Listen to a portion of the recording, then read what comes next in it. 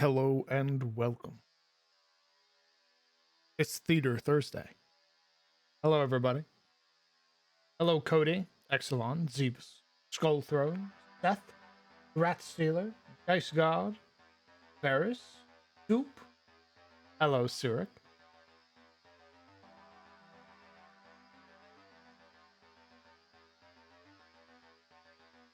You're here to be spoilered of the truth. Are you sure you want to do that? There's a very particular reason that I put spoiler in the tag today.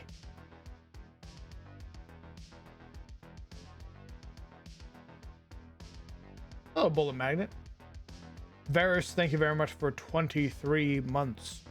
Incredibly kind of you, brother.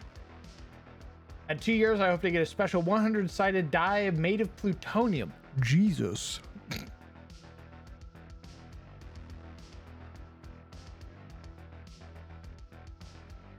I've come to uncover... You haven't come to uncover anything. You're going to get told what it is. That's not uncovering anything.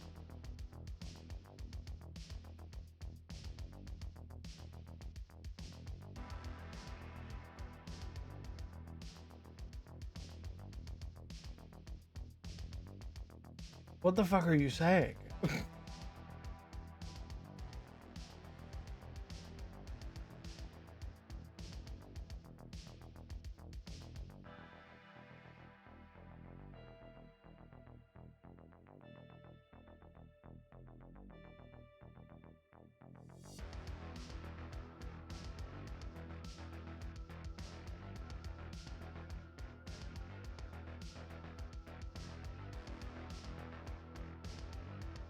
All right.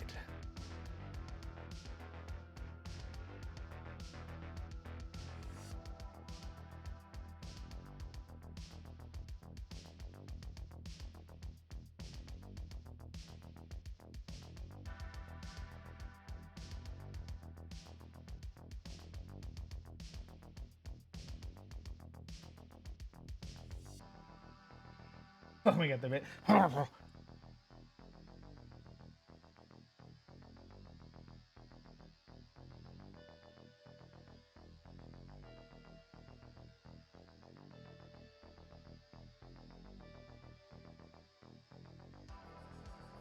All right. Build it just over. Oh, hold on. I'm wearing the wrong clothes. And bye.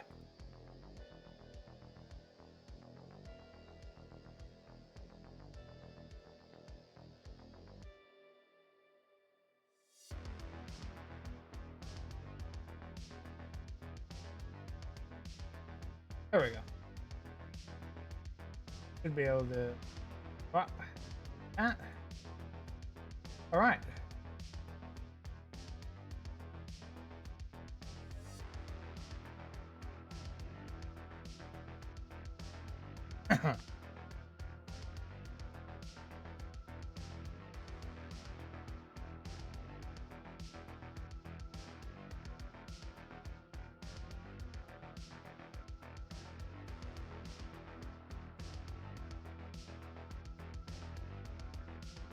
You know what day it is?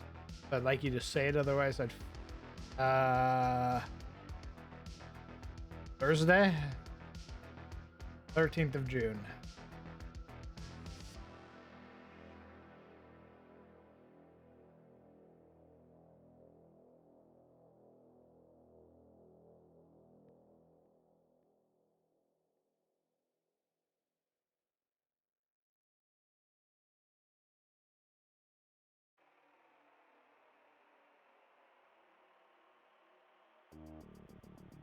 It's your birthday tomorrow. Oh my goodness. Happy early birthday.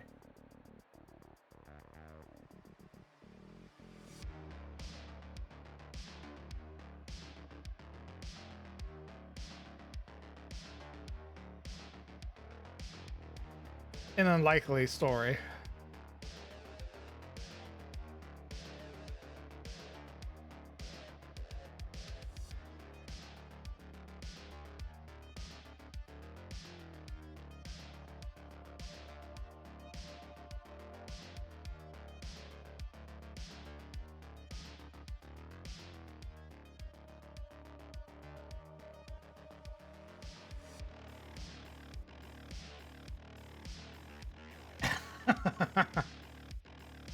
Happy birthday, and you better be spending plenty of time with your mom.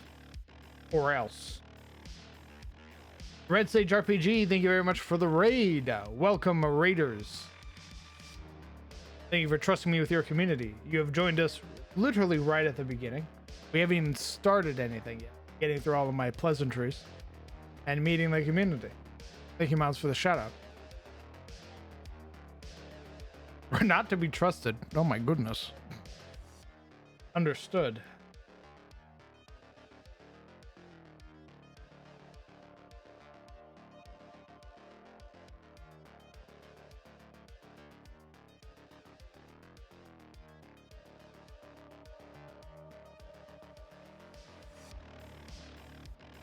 At least they're honest.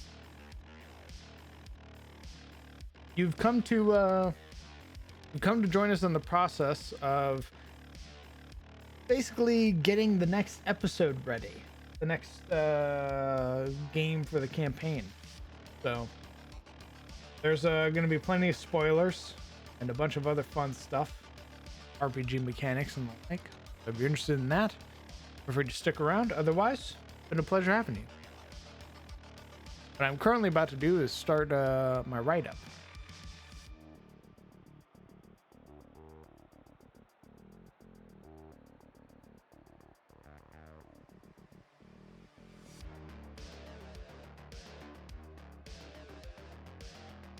I dried very well. Oh, Jesus. Ezreal, thank you very much for your Prime Gaming, brother. Incredibly kind of you. Welcome to the community.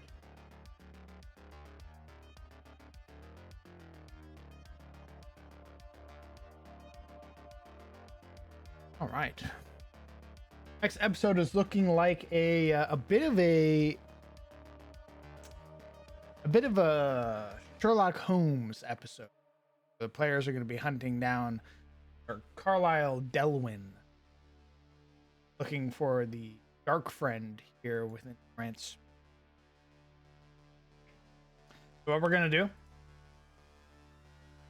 is I'm going to do a little bit of my write-up, or at least get my base of my write-up ready. I'll probably do that off stream because it's incredibly boring. So I get the basis for my write-up done, and then I'll start explaining to everybody a little bit about Mr. Delwyn.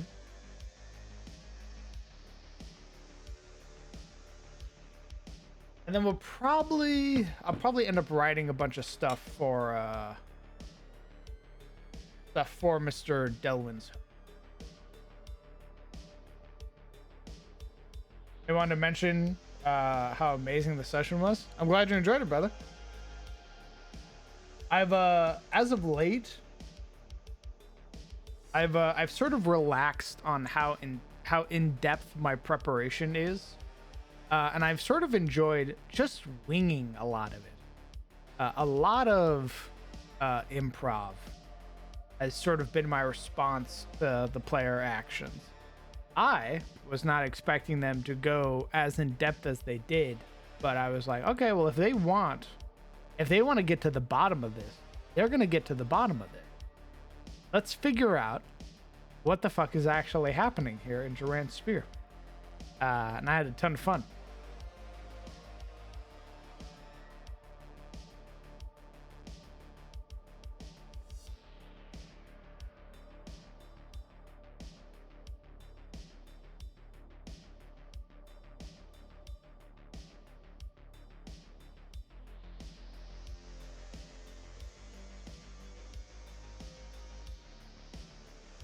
Is the 23rd of Hearthlight at around 10 a.m.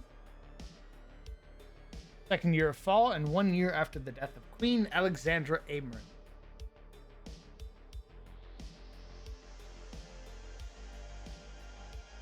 Yeah, they did a bunch of great stuff. Their questioning and everything like that was top notch.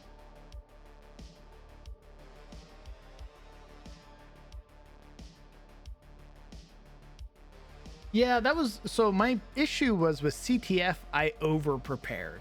But CTF, I basically had like this weird sort of flow chart of like how things would work out, and if they did this, then this, etc., etc. With this game, I've been far more relaxed in the amount of preparation that I've done. In so much as I will put down an idea, and then I will see if the players are interested in that idea. If they are, sick, we'll start pursuing that idea. But it's not something that I'm shoehorning in. Like CTF, I was notorious for being like, this happens and this happens and this happens, blah, blah, blah. With this, I'm like, okay, if the party wants to find out about what's happening, then they're going to need to go ask questions. And we're going to figure out together what's happening in Duran. Party had suspicions and ideas and everything like that. And I've just been sort of picking at them and sort of taking little bits and then making that the story. It's been really fun.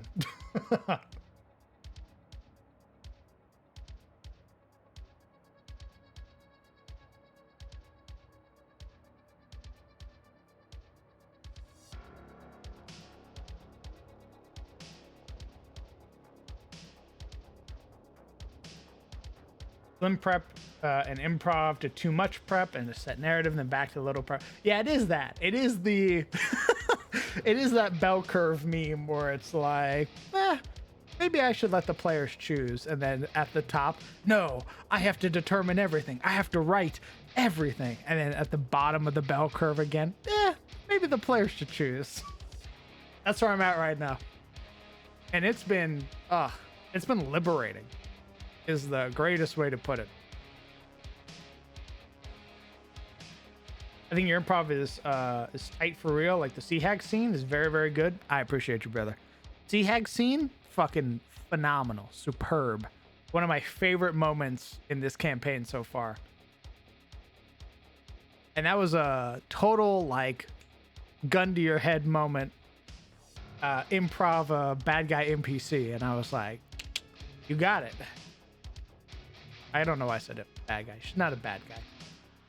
She's a neutral entity who acted very maliciously.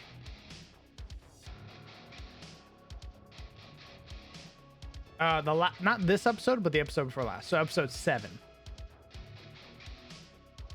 Towards the end of the episode, you will meet the Sea. An antagonist, a temporary antagonist, if that's such a thing.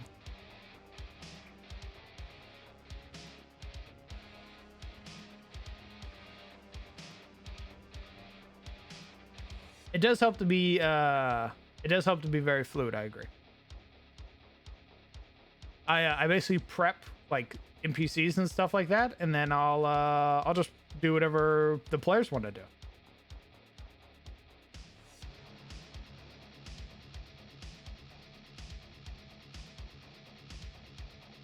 We'll leave this blank for all of my write-up later. Potential encounter.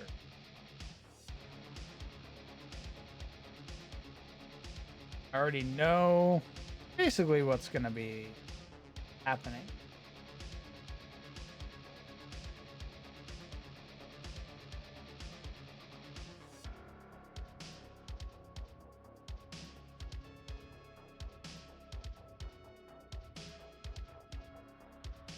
I only need to do a little side write-up. If the party goes to Carlisle's home.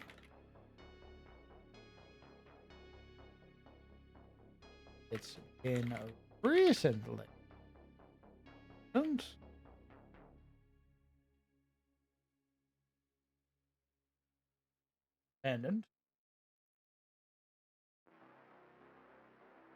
yeah, not always.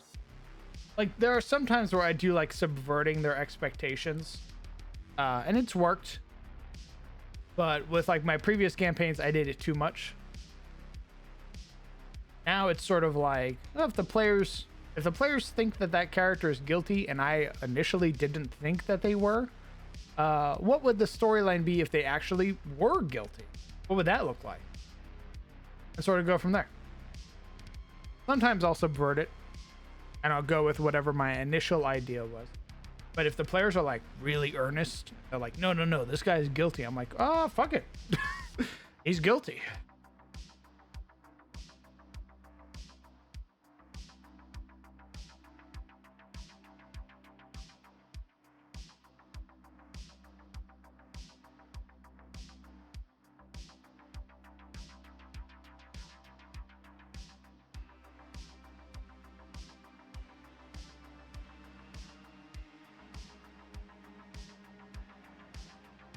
Players are retroactively creating reality? Correct.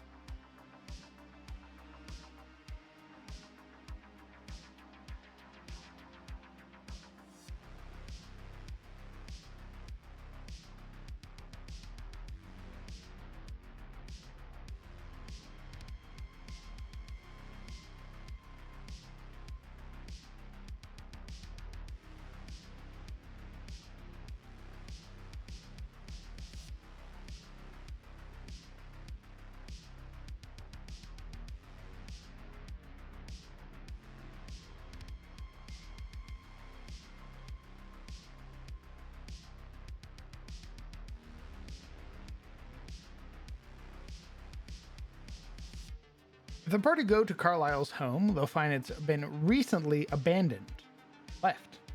They'll be prompted to search the home, looking for clues and information that ties Carlisle to the recent incidents in with high enough skill checks over letters and missives.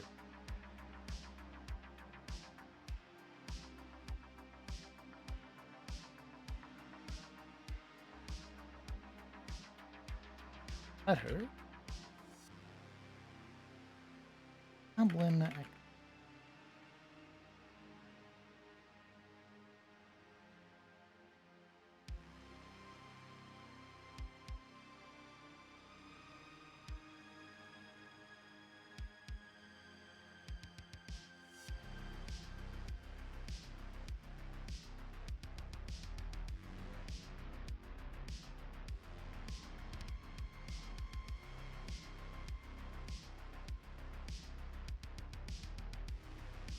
Fort Carlisle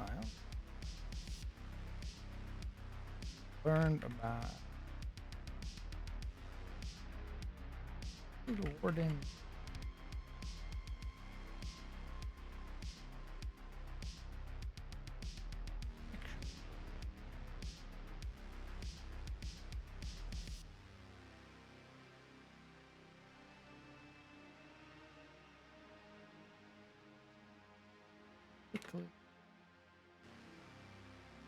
leaving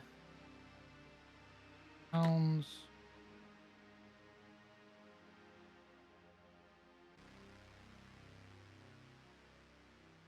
and a dark friend.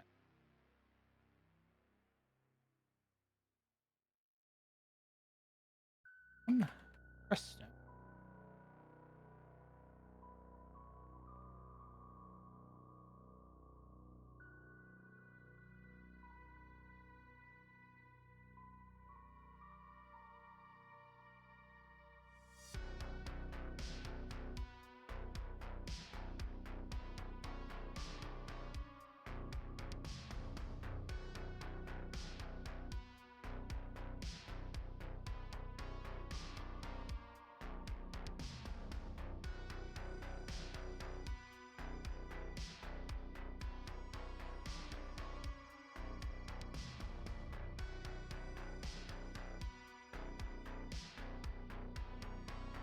If I ever get to that Starfinder cop game, I'll probably mix and match the reactive reality crew.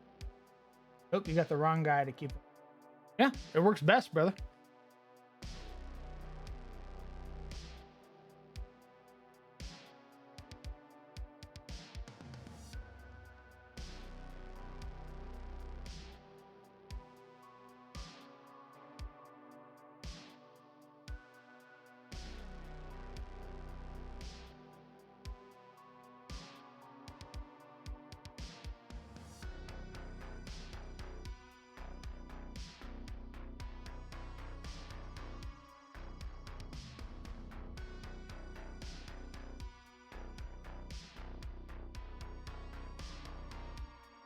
Carlisle has been given his power by serving the Volinar.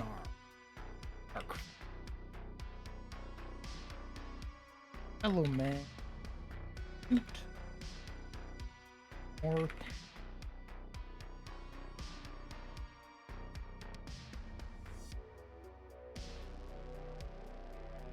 He's a capable.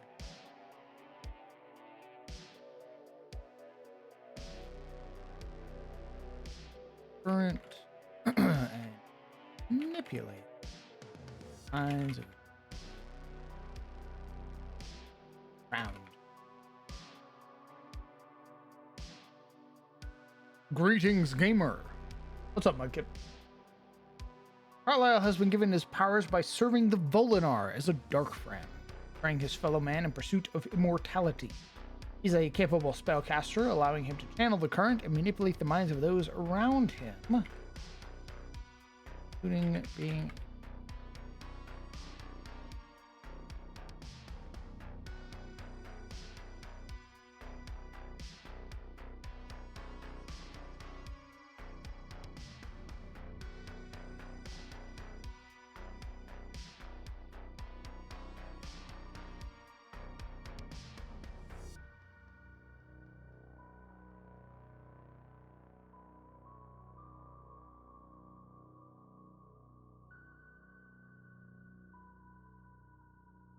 I'm tired from making stops on the way home from work. However, I am now here and have tea. Hell yeah, brother.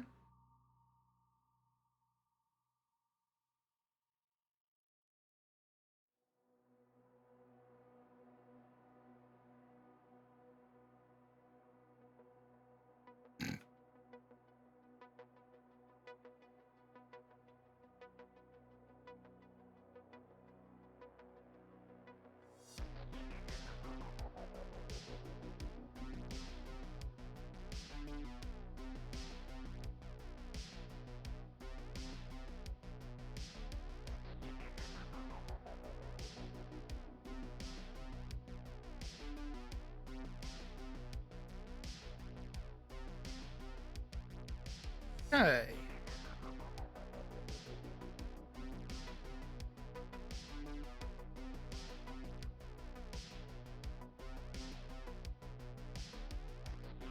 I think Mr. Carlisle, in a desperate attempt, is probably going to use the Archotech to try and kill John.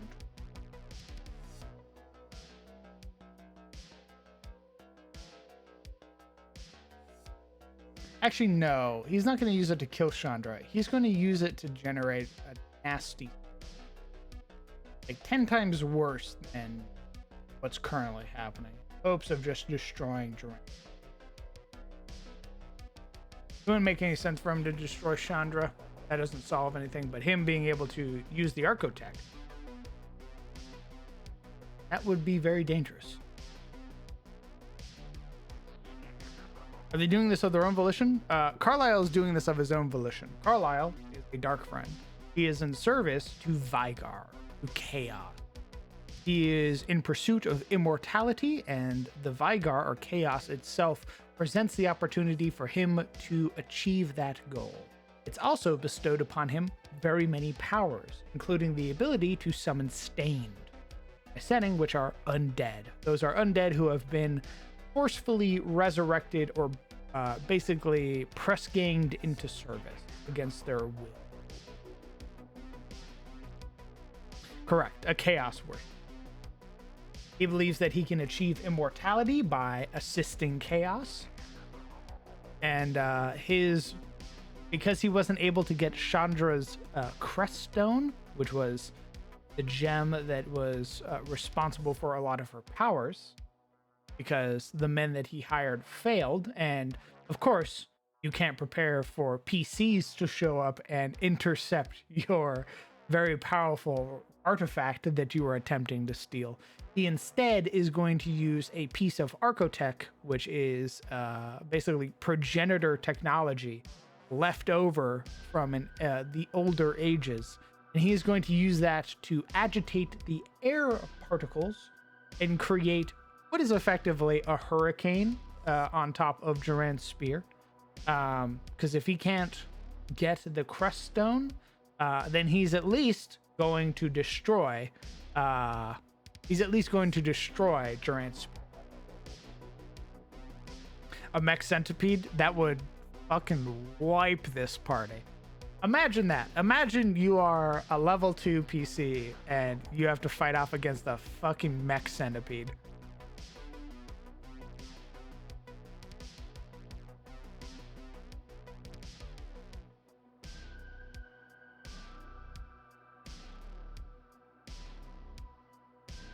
You just hear the wind up of the laser gatling.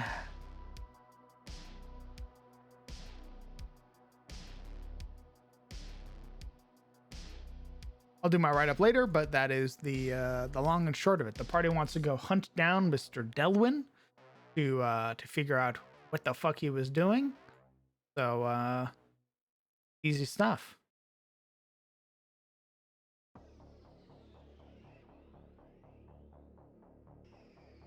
We're gonna make this Mr. Delwyn's home.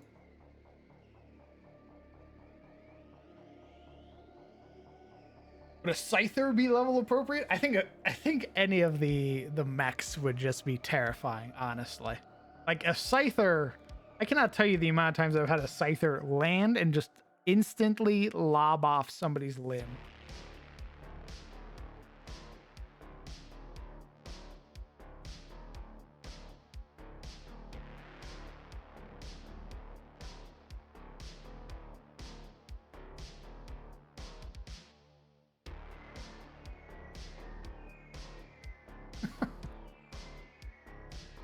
All right. So Mr. Delwyn. Mr. Delwyn's going to be over here by the Archotech. Oh, appropriate picture.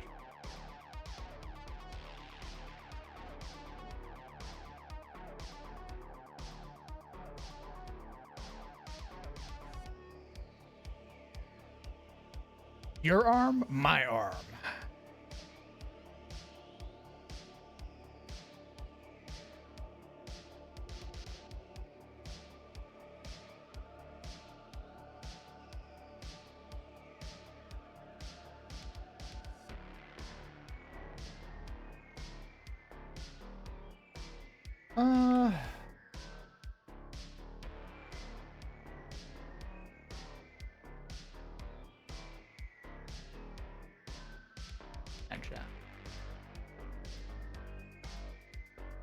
Carlisle Delwyn, the Chaos Man. I'm going to adjust his hit points and everything like that. We're going to be basically redoing his character sheet. I used a cultist template for him, but we're going to be reworking that to make him a little bit more of a challenging fight. Because Carlisle Delwyn is going to be the party's avenue to 3rd level. Once they kill Mr. Delwyn and or defeat him and his little retinue of Stained, when the party rests, they will achieve level 3.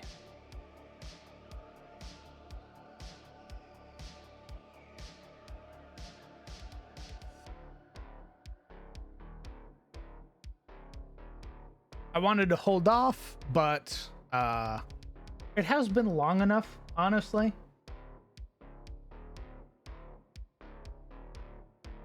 I wanted to wait until a very specific encounter happened to give them level 3, but the party has done so much already. Actually, well, maybe. Hold on.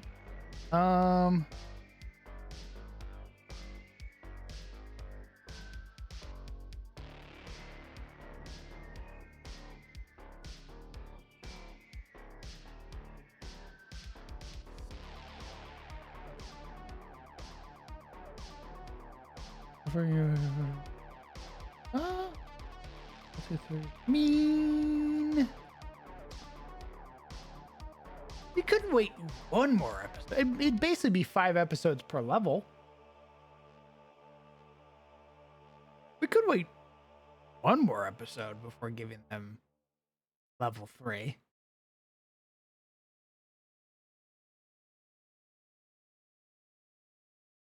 Oh, no, they didn't. Thank you, Skull. Yes, you are correct. They should have gotten paid.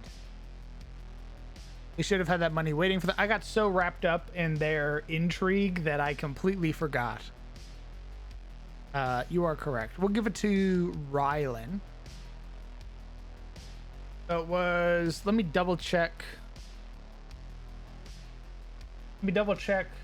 Because I know Sizzle took very in-depth notes. He'll have the correct amount of monsters. Yeah, I basically got sidetracked. I got like sidetracked by all of the intrigue that was happening.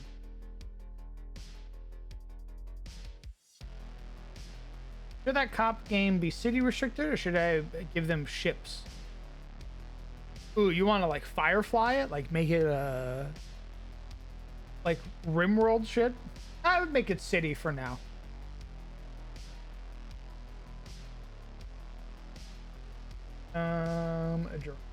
Here. Up. Under the Tide Witch. 5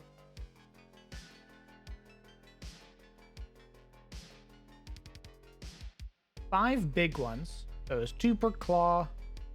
25, 50, 70. Yeah, so 125.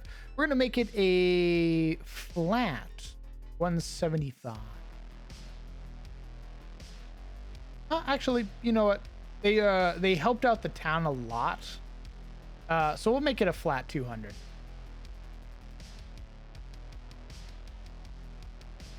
It's 205.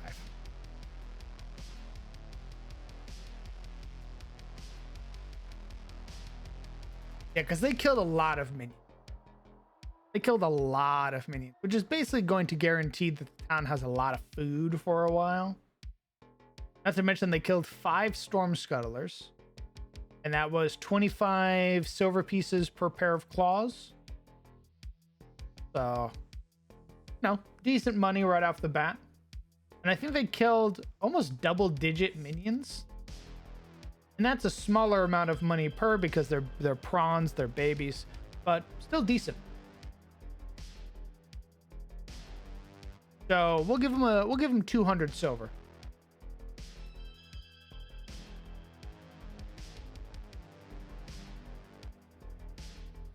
Yeah, I think it was 14.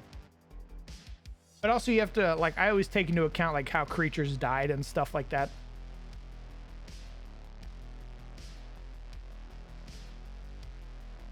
For example, if you fucking explode a monster, the likelihood that you get giblets from that monster is incredibly low.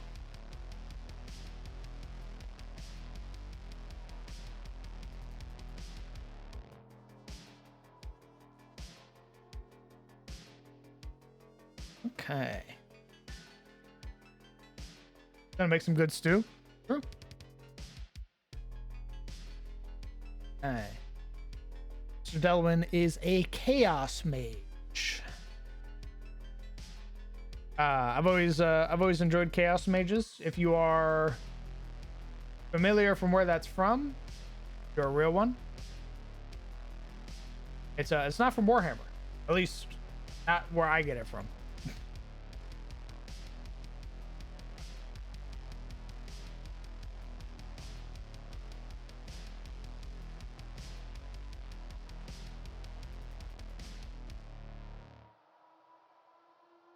Final Fantasy? Mm-mm.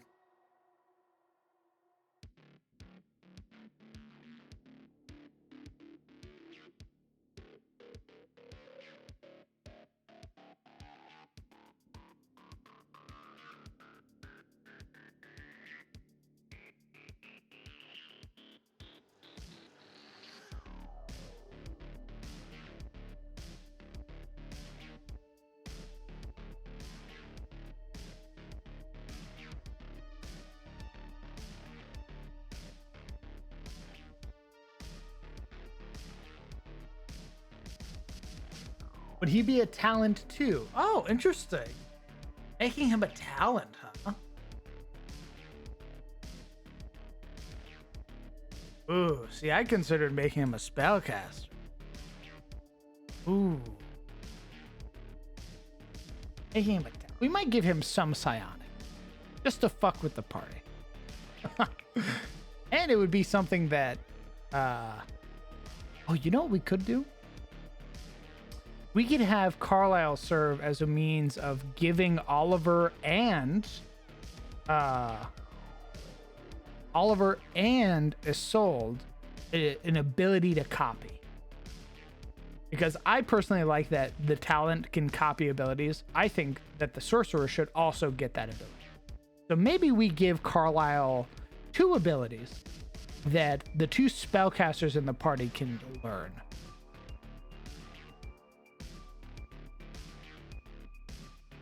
So he'll have like a psionic ability granted to him by his dark masters.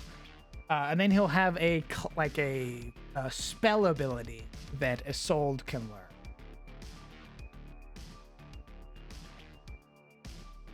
Yeah, let's do 1 each. Nice and simple. Nothing too crazy. And we'll go from there. Why don't we get... Ooh, we could have him get... Okay. Hold on. All right. I think Cone of Cold would fucking kill the party. I'm fairly certain Cone of Cold is going to one-shot everyone in the party.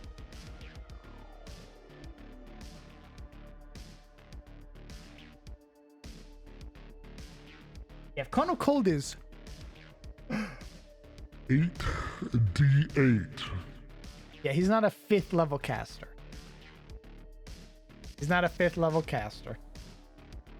At most, he's a 2nd level one. I was thinking, instead of that soup, I was thinking we give him some upcasted spells or some leveled up spells. Like a rank 2 of, I don't know, Scorching Ray or Ice Knife.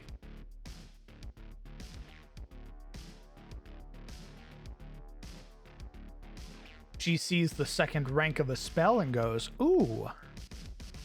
And I go, yeah, why don't you roll me an Arcana check? Or a Charisma, whatever your spellcasting ability modifier is. If you succeed, then during your downtime, you can learn this new spell. You can learn the 2nd rank of this. Chromatic Orb? Ooh, that's a good choice. I think Chromatic Orb is a 1st level spell. Yeah, good choice. Yeah, we could do Chromatic Orb. We could do a rank 2 Chromatic Orb. That'd be pretty neat.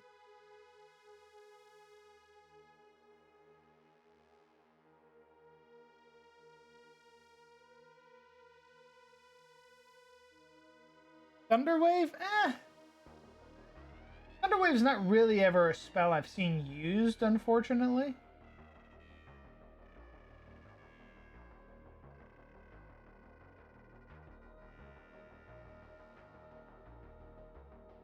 Imagine Oliver and Isolde do a fight against this guy, and it is a mix of their abilities. True. That's basically what it's going to be. He's going to have, to show that he's this sort of chaos mage, we're going to give him a bunch of really quirky shit that he can do. Like, he can reverse gravity on people and all this other crazy shit. I'm going to go through. I'm going to rework, basically strip his character sheet, and then we're going to go through and we're going to do that.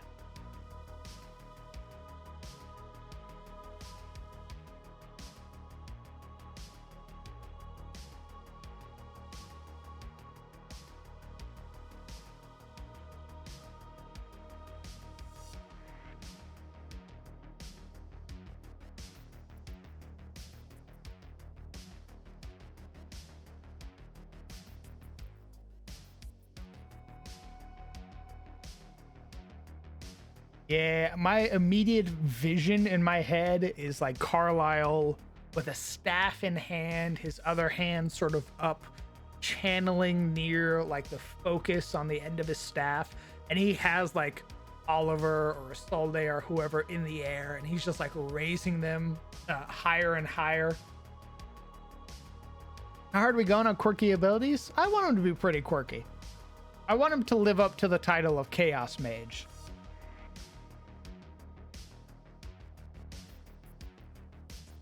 I do need to pull up one of my PDFs, so give me just a hot second. Oh, gee. Every time.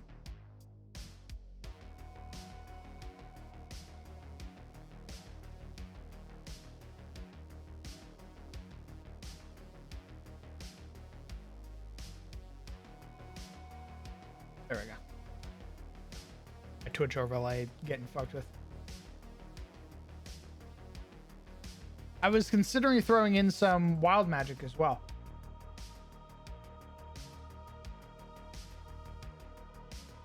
We'll probably make him a limited sort of chaos table. Yeah, I was thinking of giving him like a feature where like whenever he casts a spell, he rolls on this chaos table. And another effect happens on top of that spell effect.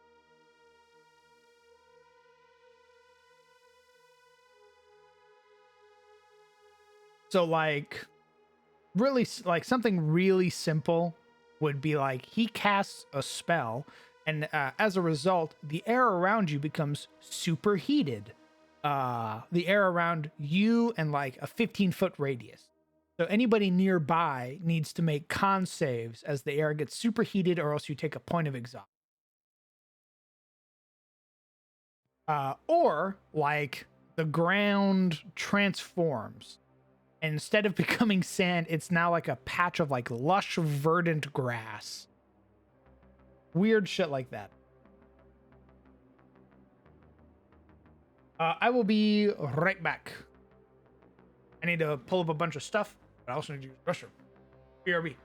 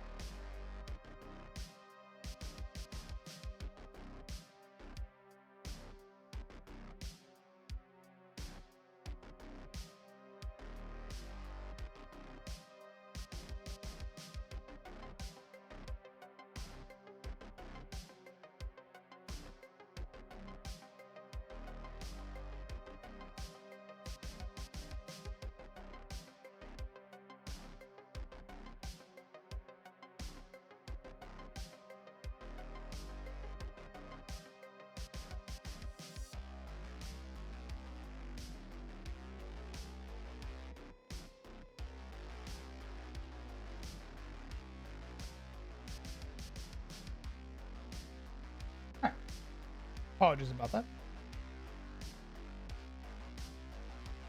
I need to look at the human. See what level this storm was.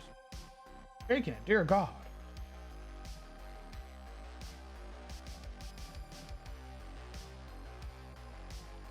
It's levels. Okay, that's fine. Just search through until we can find a appropriate CR creature. At least something with a decent basis. Ooh.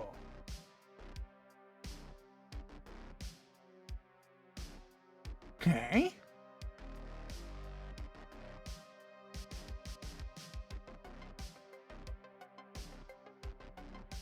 Hobgoblin War Mage.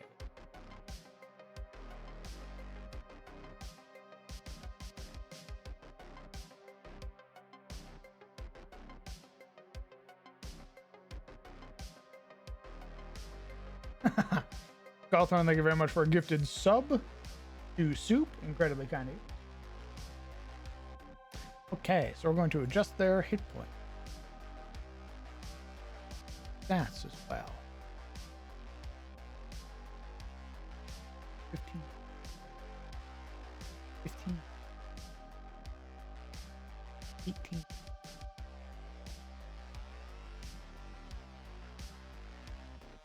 We're going to roll their genetic memory.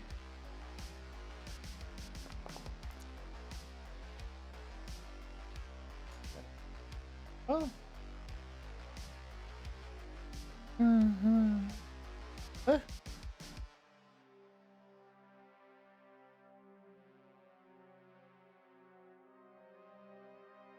We're going to give them some armor. We're going to give them medium armor. Armor of a shirt. Thus increasing their AC to 15. We're going to bump up their hit points. Make them a little bit more tanky. 10 D8 plus 20.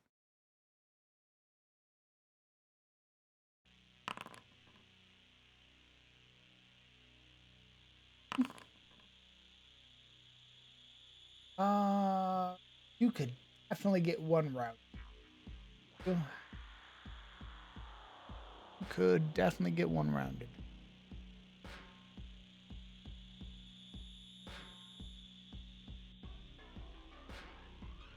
Yeah, I think we're gonna give you max hit points, honestly.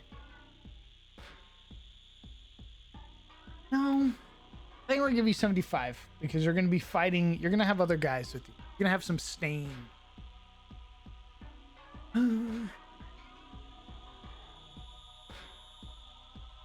75 seems sufficient enough to be a threat.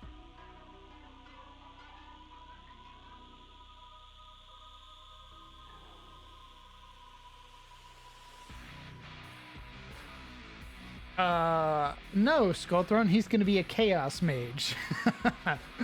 He's got a bunch of weird, quirky shit that he can do.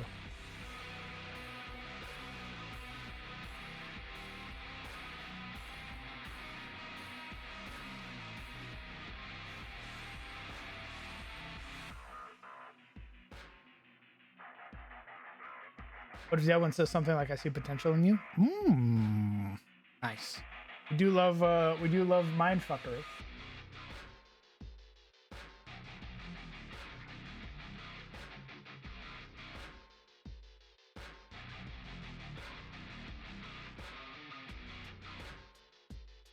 Ooh.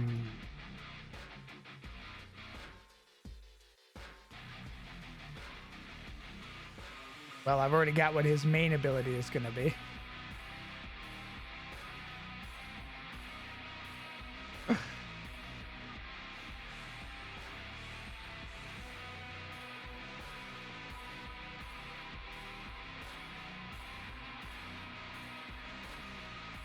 So he has an ability where if you get within 5 feet of him, he can reach out and strike you. And if he strikes you, you need to succeed on a charisma saving throw or be teleported 30.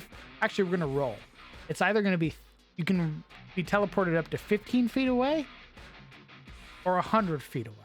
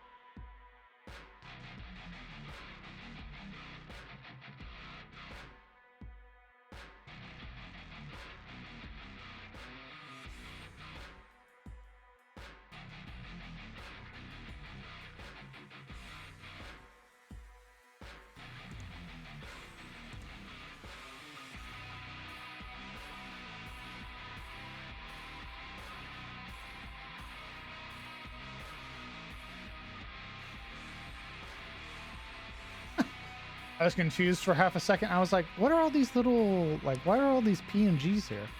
And then I remembered I was making a Minecraft skin yesterday.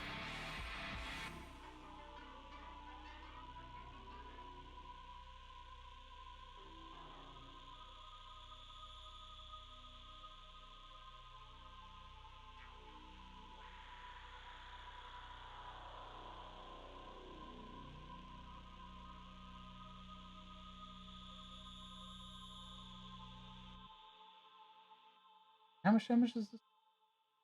2d10.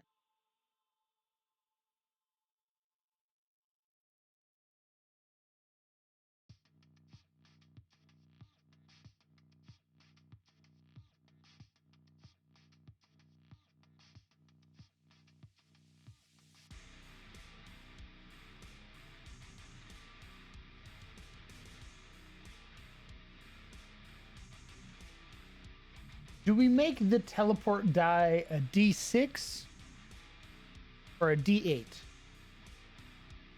Minecraft is insanely I should have took pictures of what I built last night, honestly.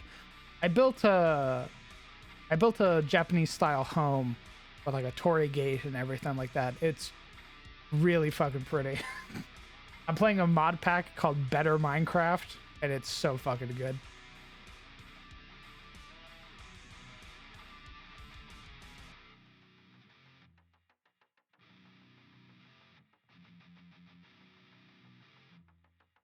I think we're gonna make his thing a D8.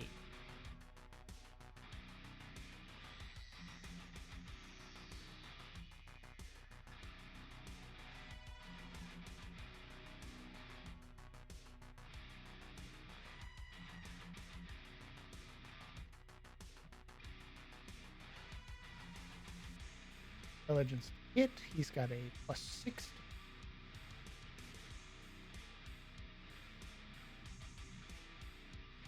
Hunter. Average age. Way up. Because it's 5.5. 2d10.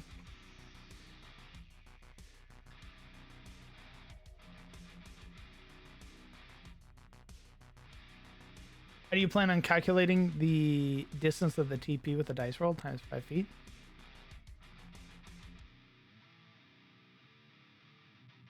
Interesting. I was going to have a set table. I was going to have a table built into the ability where, like, on a 1, you get teleported 15 feet. On a 2, you get teleported X feet. Shit like that. Up to, like, a max of, like, 100 feet away.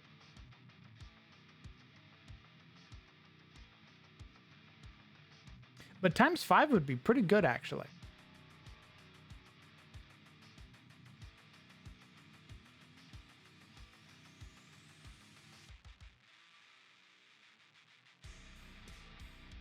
In this one shot, a PC.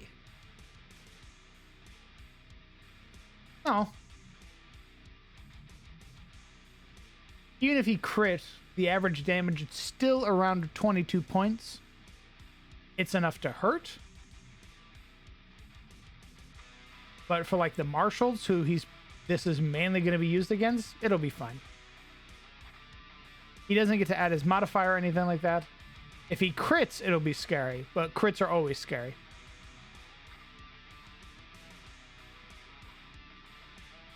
We could even add an effect that if he does crit with an ability, he doesn't get to roll more damage. He's the one who gets to choose how far you go.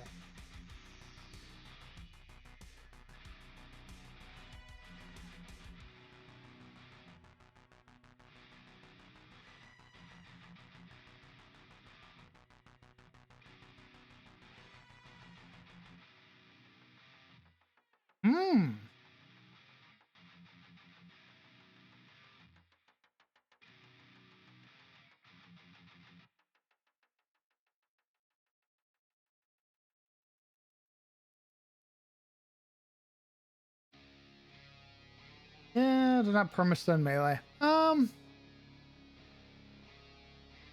What if we refrain from the teleport then? Or what if we set the teleport to 15 feet and then we just add other little quirky effects? So like it's always locked to 15 feet to basically give him some breathing room. You get within melee, he touches you, you're sent back 15 feet. Basically enough that you have to commit your full movement. Or if you already committed your full movement to get to him, now you're far enough away that he can breathe. Instead of it being like 100 feet, and now you're basically locked out for 3 rounds of combat. How about we lock it at 15 feet?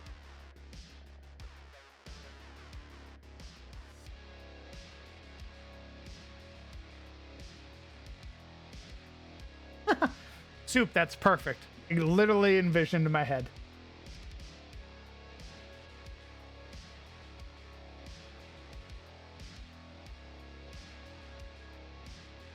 Yeah, so here's the thing anyway.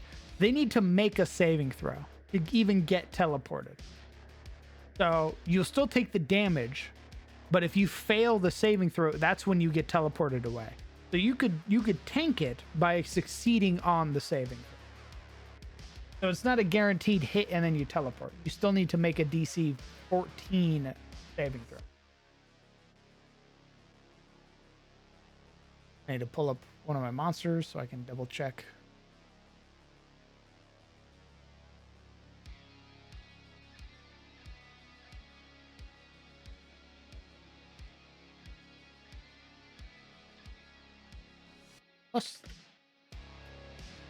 Must succeed on a PC. Person must pay for it.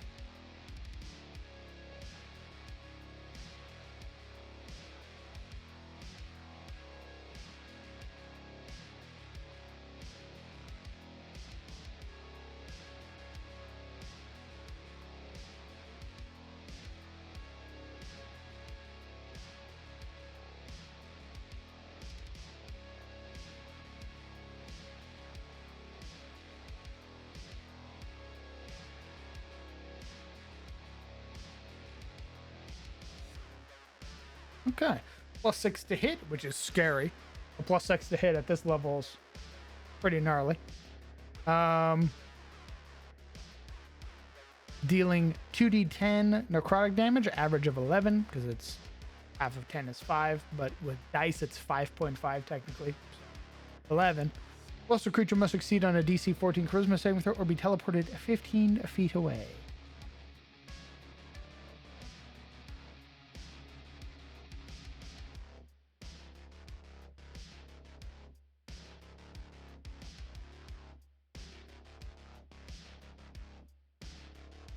This is a counter ability.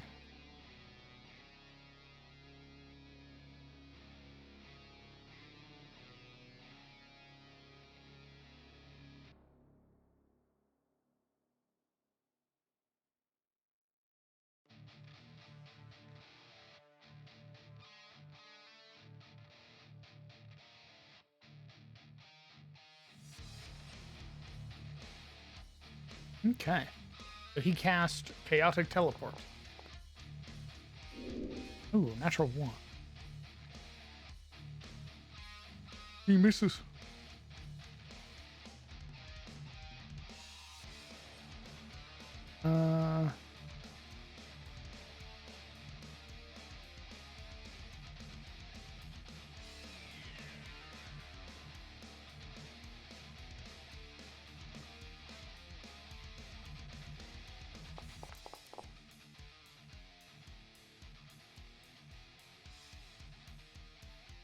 Yeah, about what I was expecting damage-wise. Oh, it's not adding your... Oh, that's why. That would be the reason.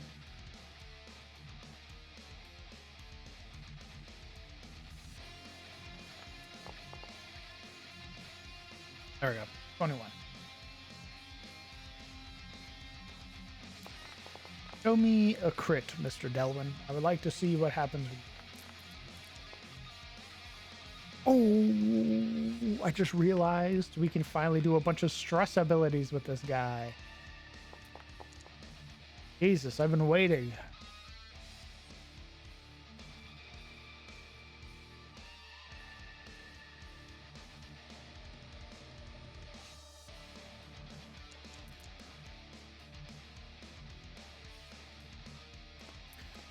Mr. Delwyn, please, a crit, if you would be as kind, sir.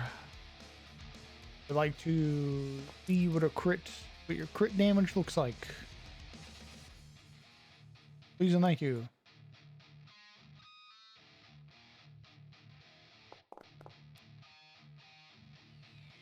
Any day now.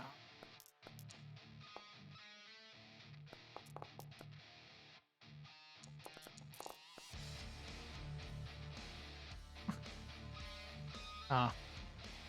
It was a fake out nat 20. The dice rolled on itself.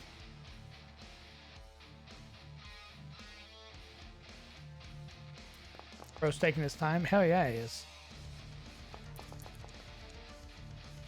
My man has rolled so many nat ones.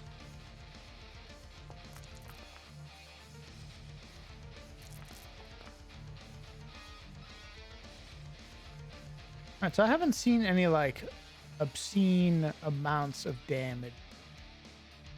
Which I imagine is what's going to make his crit really scary. Whenever it does fucking happen. Quits twiddling his thumbs. There we go. Yeah, okay. So, that's about what I expected. 24 points of damage is pretty fucking wicked.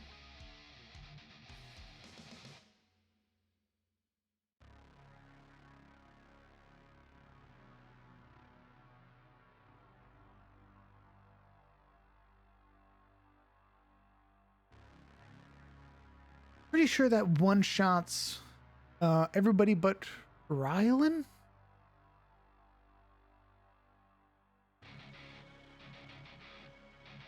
Dead.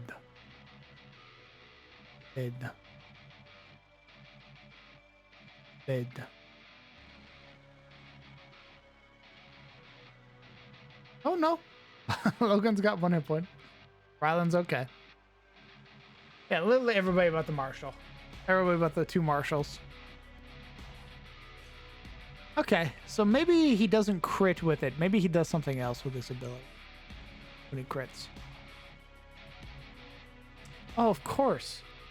Of course. What am I doing? Of course. He gets combo abilities. Duh. I'm a moron. He applies a combo token to you.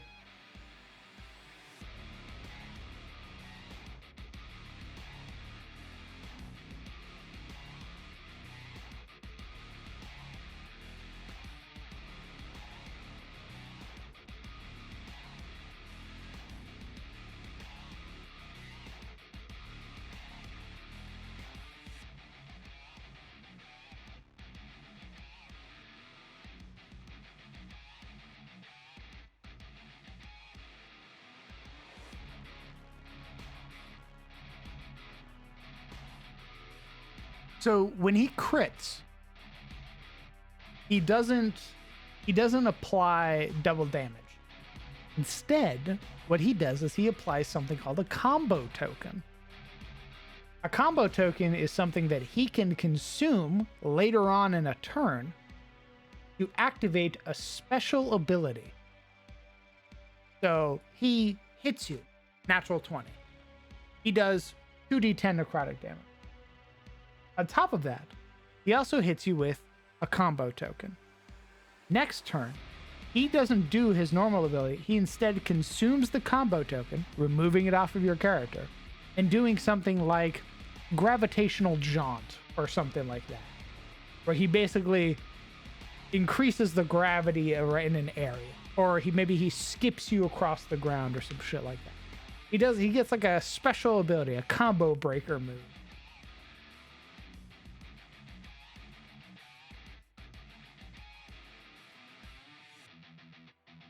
So instead of the combo, instead of the crit taking you out in one hit, instead he has something that he's going to be able to do next round to fuck with you.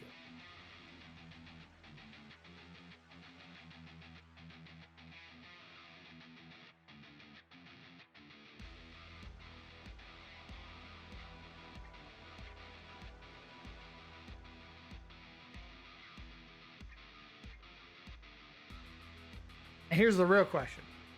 How much stress should he give per hit?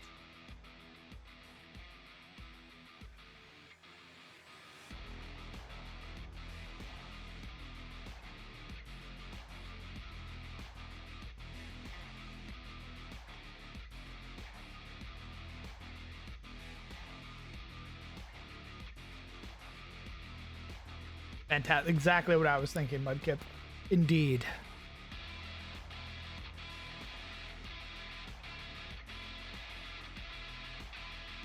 I was thinking 1 to 2. No, I don't want to do a D4. That's an obscene amount of stress. That basically guarantees that in like 3 hits, he could stress somebody out immediately. I'm thinking 1 to 2 because this is going to be basically his main move. At least when he has marshals on him. If he doesn't have, like, if he's allowed to, like, sit back. So here's the thing. Here's how I envision this happening. You have Mr. Delwyn behind the machine. Mr. Delwyn's obviously not alone. He's going to have some Stained with him. Stained are undead. They are undead that have been resurrected and have basically been brought back. So he's going to have some other lads with him, right? Let's say he's got an arbalist. Let's say he's got a soldier. Or let's say he's got like a defender, right? He's gonna have some. He's gonna have some Stained with him. The party are going to have to compete with the 3 Stained, while Carlisle is basically firing abilities at them. Obviously, the party can get in and probably deal with these guys pretty quickly if they work together, right? But he'll basically be in the back. Pew, pew, pew, pew, pew, just shooting away at the party until the party gets in melee. Once Rylan or Logan gets within melee, it's basically going to come down to how much Carlisle can apply pressure to them to keep them from, turning his face inside out. So chaotic teleport on somebody like Logan, right? That hits. Logan needs to make his saving throw. That's a fail. Logan gets teleported. Went 15 feet back.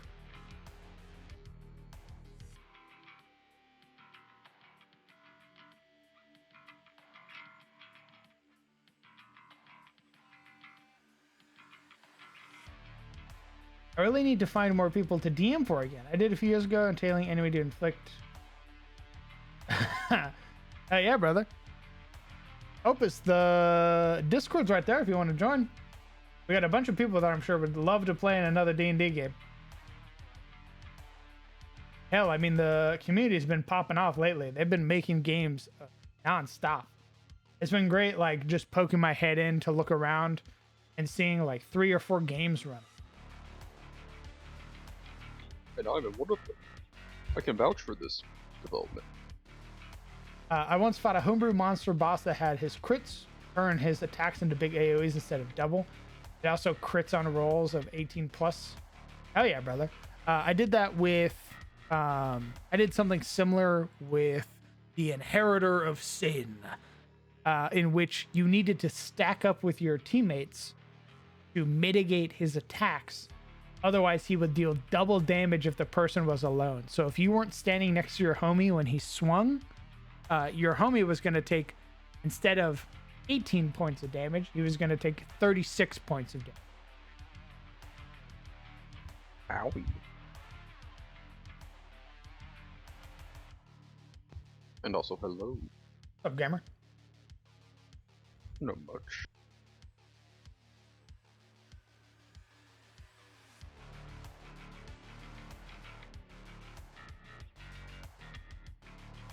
What if he had a self-originating or originating AoE that inflicted higher stress and a wisdom save for fear? Ooh.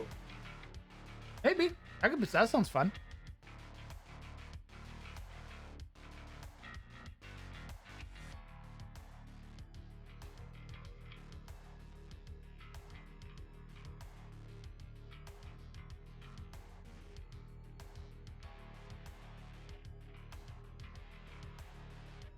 Yeah, we can make it an action.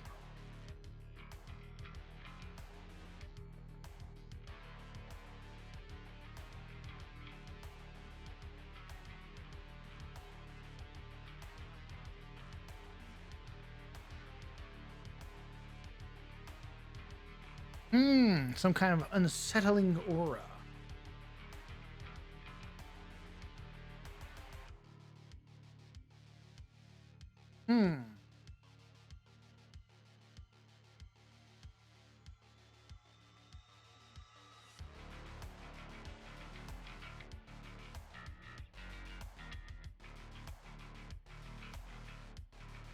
How do we work that? I think if for that one in particular, I'd be okay with him rolling the stress amount, like making that ability a D4. What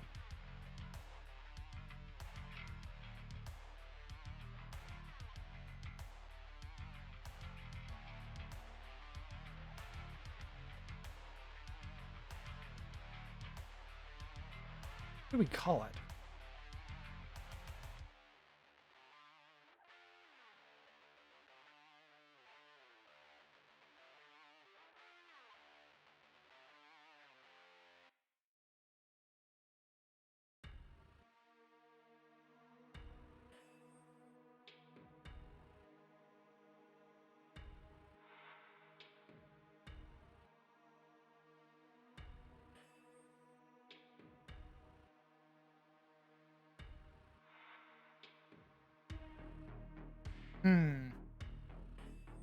We call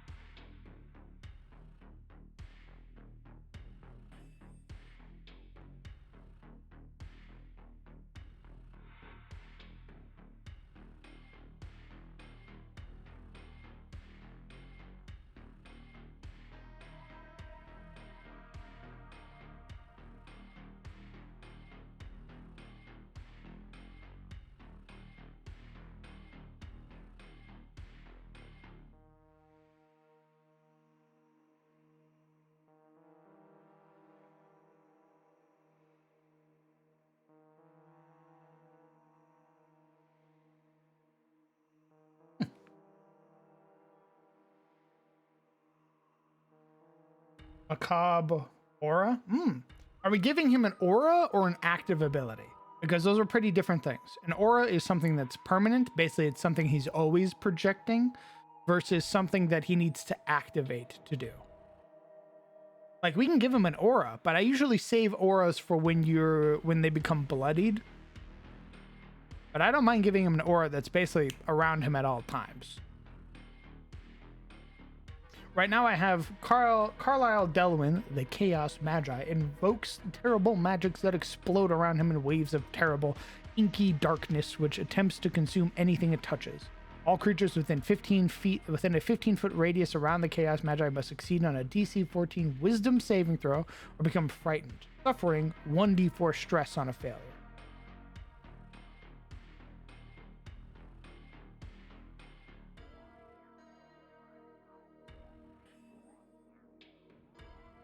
Macabre Pulse.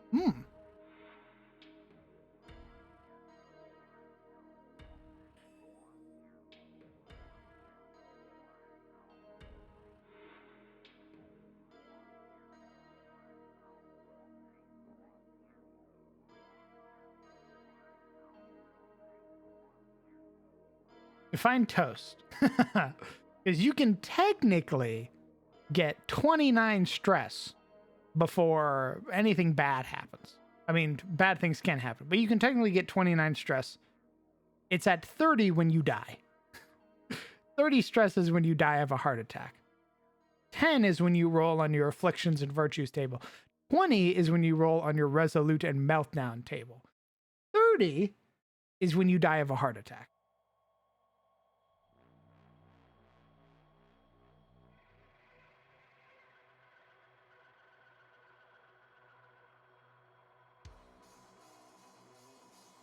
Oh, yes, Soup.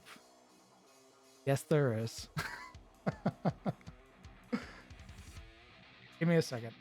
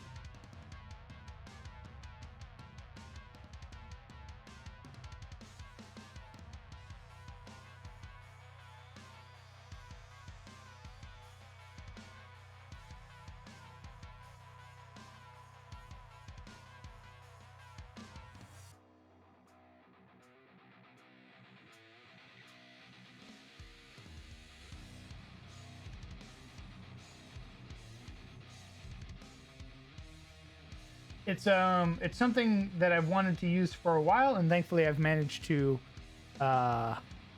convince my players to let me run with it. But we haven't had a monster basically throw out the stress mechanic yet. So I think the Chaos Mage is going to be the first one to really get to test that. Yokai Artist, welcome. First time chatter.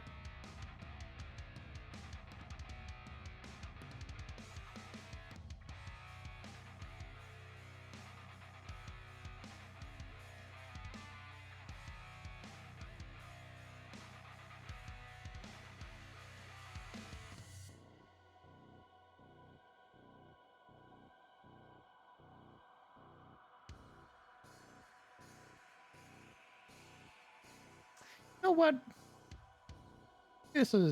I think I need to strip it back down again. Oh my.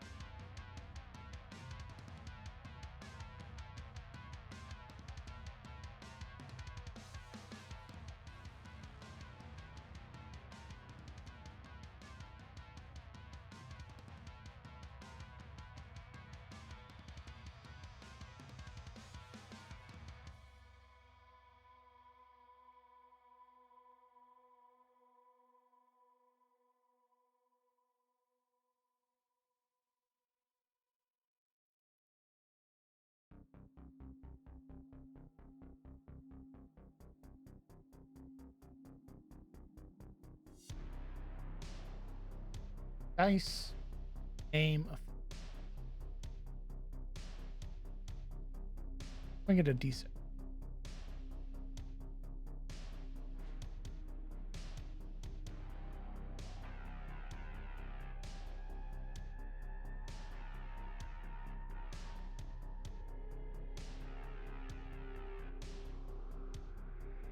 Wait, you've got first time chat turned on? If that wasn't my first message earlier, when have I been here before? I have no memory of this.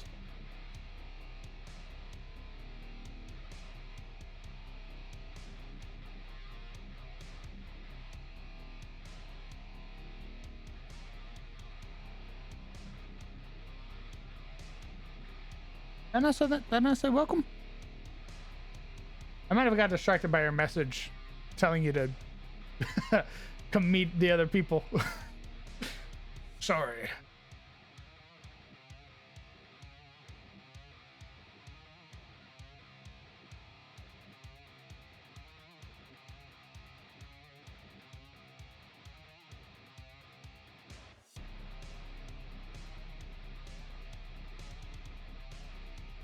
Ooh, True Hail. Hero reads a most unsettling passage.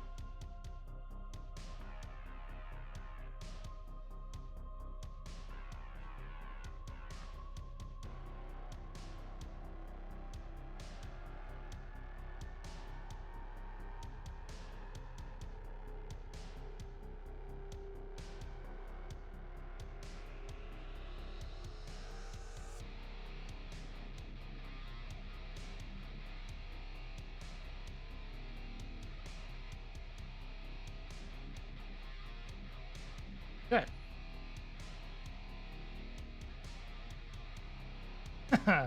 True. Very true. Definitely something to play around with. We'll make sure to make Mr. Carlisle's home very spooky.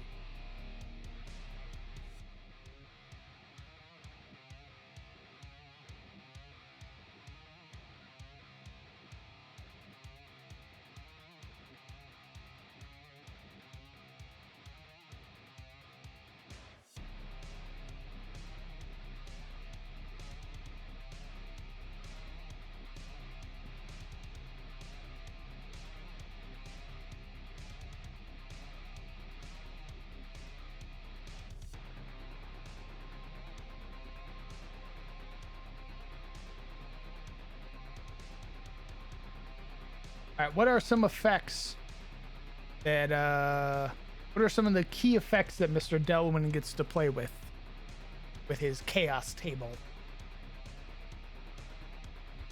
Hmm.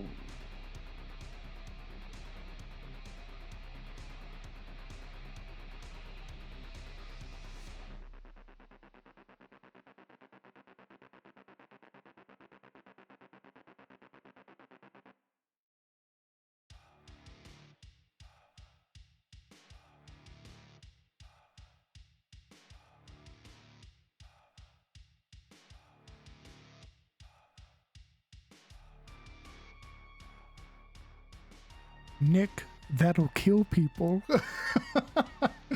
A lightning bolt at this level is guaranteed death. That is 8d6 to the fucking forehead.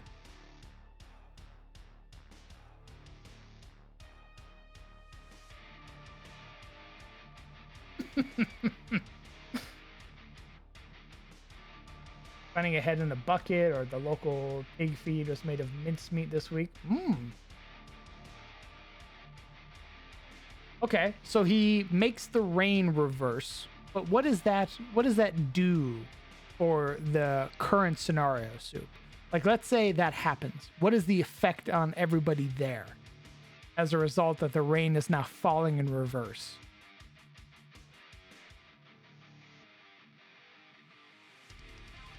It's rain. I see. Of course. Ooh, makes people's vision bad. Ooh, it fucks with your vision. Okay. I can fuck with that.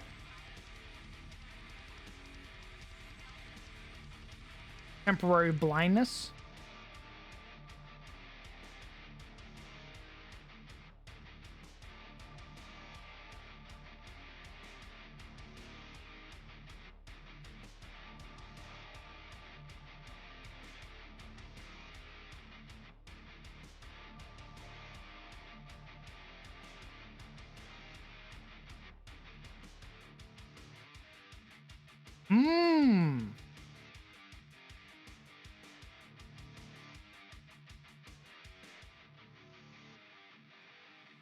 Elfie, welcome. Can you get a bit of context? Yes, I am building a boss. His name is Carlisle Delwyn. He is a dark friend, which is a servant of chaos in my setting. He is a chaos mage. He's got a weird ability called a chaos table, where whenever he successfully attacks with an ability or spell, he gets to roll on this table, and as a result, an extra effect happens.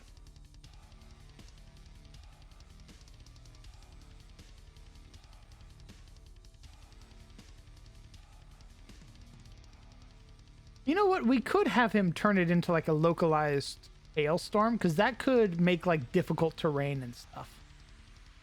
I could fuck with that. Although actually reversing the rain is also another way of just adding actually I like the visual of like rain being reversed, like falling upwards. So I think we're going to stick with that, and we're going to give it the effect that it makes everything difficult terrain for like a round. That's such a cool fucking visual. Like him casting a spell, and it's like boom, and everything just starts falling upwards.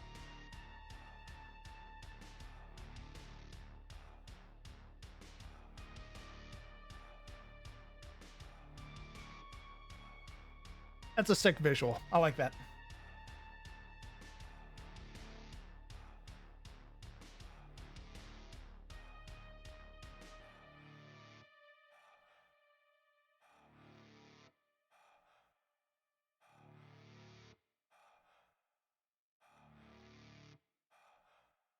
I don't know if we want to affect all objects with gravity, Tau, mostly because I feel like that'd be pretty fucked.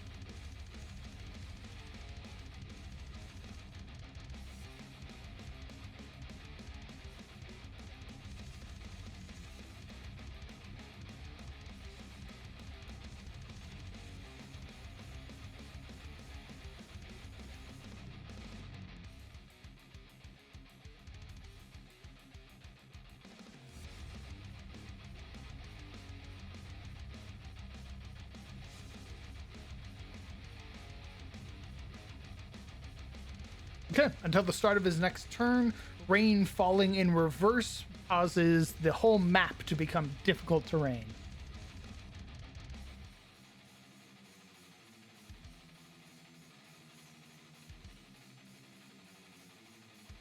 Trust me, I'm all for that, Soup. I'm a big proponent of cool over like anything else. Yeah, Mudkip, the whole map. Dun dun dun. And that affects everybody, by the way.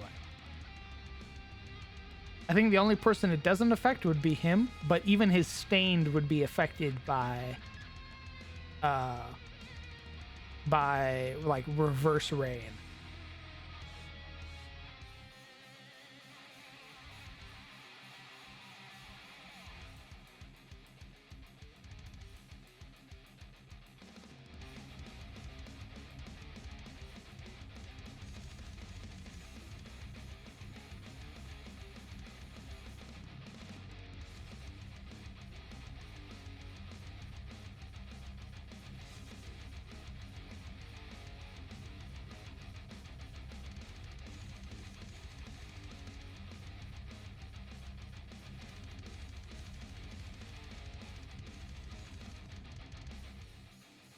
Anomaly.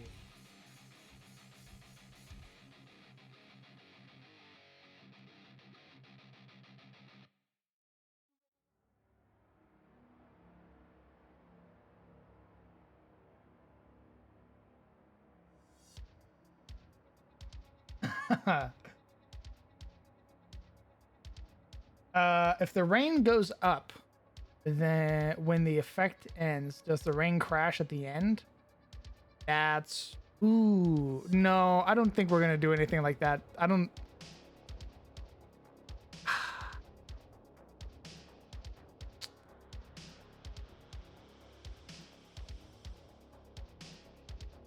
That's a cool idea, but I don't think we're gonna do anything like that.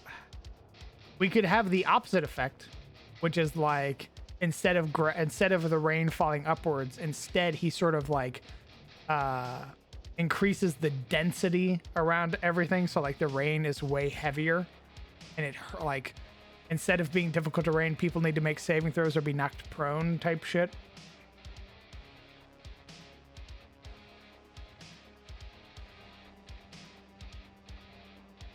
Is his magic aligned with anything in particular? Nope, it's pure chaos.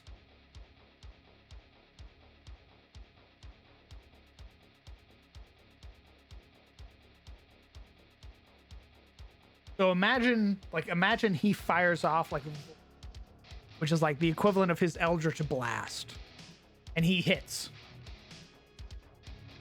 He hits with his Void Arrow, so then he rolls a d6. Let's say that in this particular instance,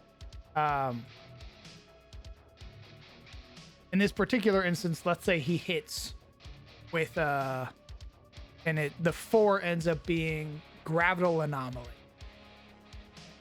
So he hits, and now the rain begins to fall in reverse.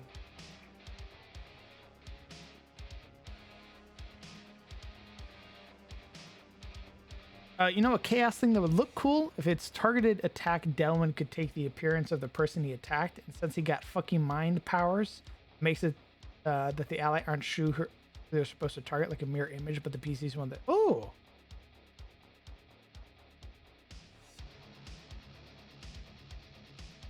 Ooh, Bane for a round? That's a good one.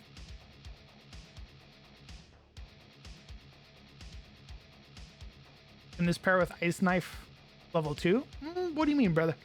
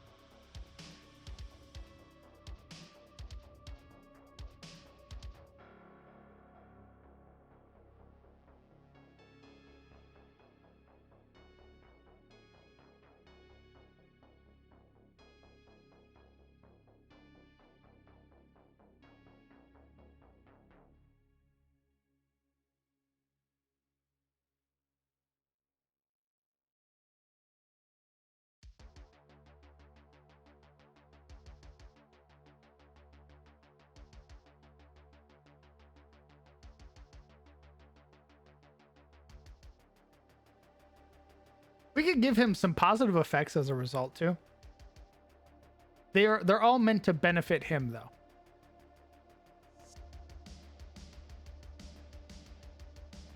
I think we might make that like like a weird ability that he has, Soup.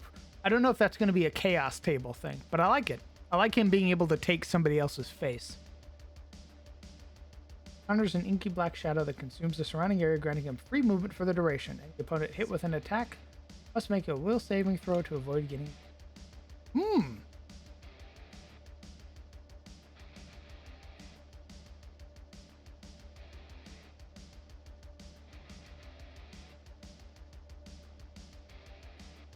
Yeah, I think with this, he's only going to get one ability per round. We're not going to give him multi-attack or anything like that.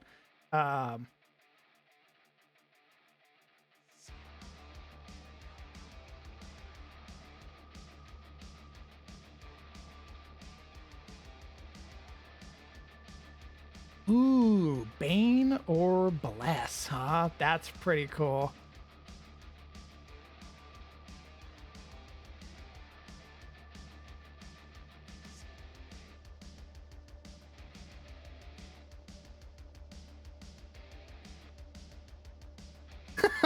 Talking to animal sounds for... Oh yeah, no communication for a round.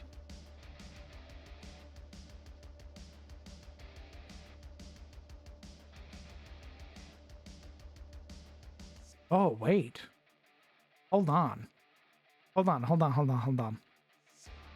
Okay, so I know that you want it to be animal sounds, but what if for a round, no, like... Actually, that would only fuck up this. That would only fuck up one person. Damn. That's unfortunate. It would only fuck over Isolde. I was like, oh, what if you can't use verbal components for spells? And there's only one person who has to use verbal components for spells, so it's only one person getting fucked over.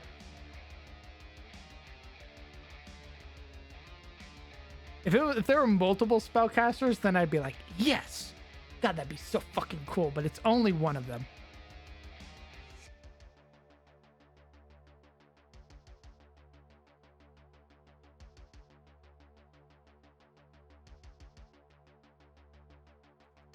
Ooh.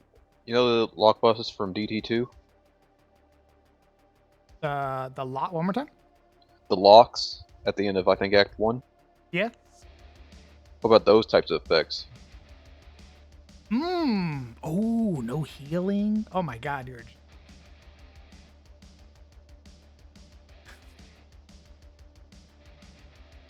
Does he need verbal components? Great question. We're gonna steal one of... Actually, we're also gonna steal Chocoberries. I like his 6th ability, the 6 on the dice, being everybody gets teleported to a random spot on the map. So everybody gets swapped around with each other.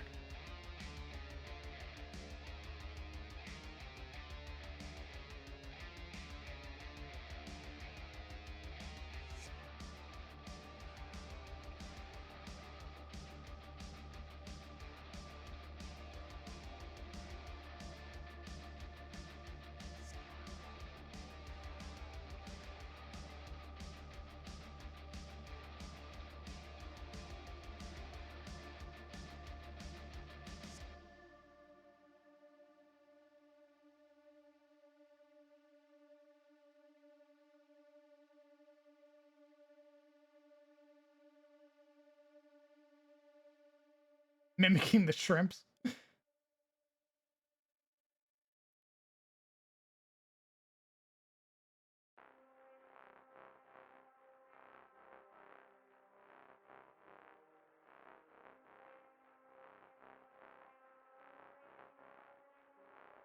I think I'm going to determine it by initiative. So I'm going to go down the line and basically everybody in initiative is going to get swapped. Like, so let's do initiative, and it goes Bari, and then it goes Logan, and then Oliver, and then I roll, and then he gets that on the chaos table. So let's say Bari goes. So now Bari swaps places with Oliver because Oliver would have gone next. Oliver swaps places with Logan. Logan swaps places with Carlisle.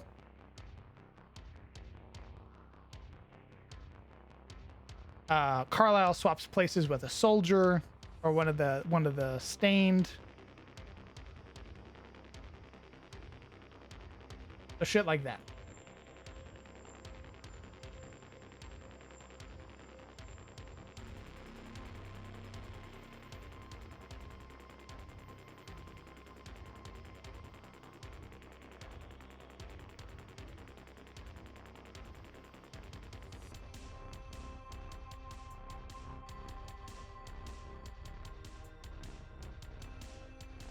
Having kind of similar effect to possession without needing to actually take control. A PC needs to pass a will save to dislodge him. Failing that, a set amount of damage done by allies will eject him from.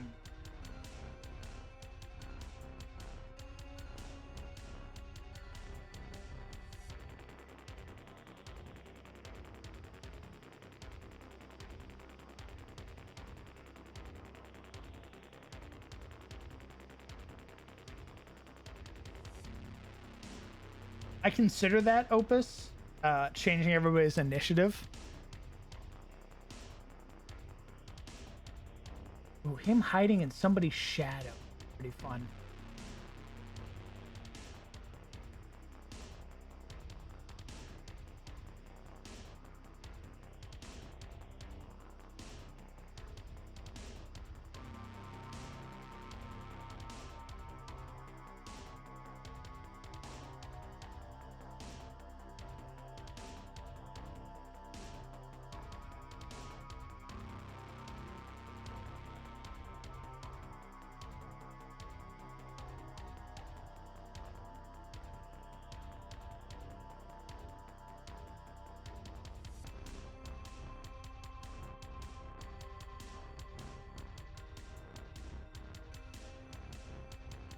Ooh, yeah, we could call it like Conflux or something like that. I'm almost done with my homework. Oh, you're on chapter 163? Nice.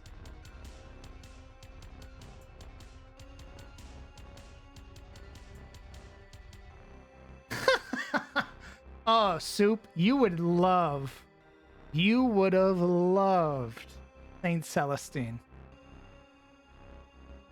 Saint Celestine and another individual called the Sinful Inquisitor had an ability where when he hit you, they would prompt you to tell a secret.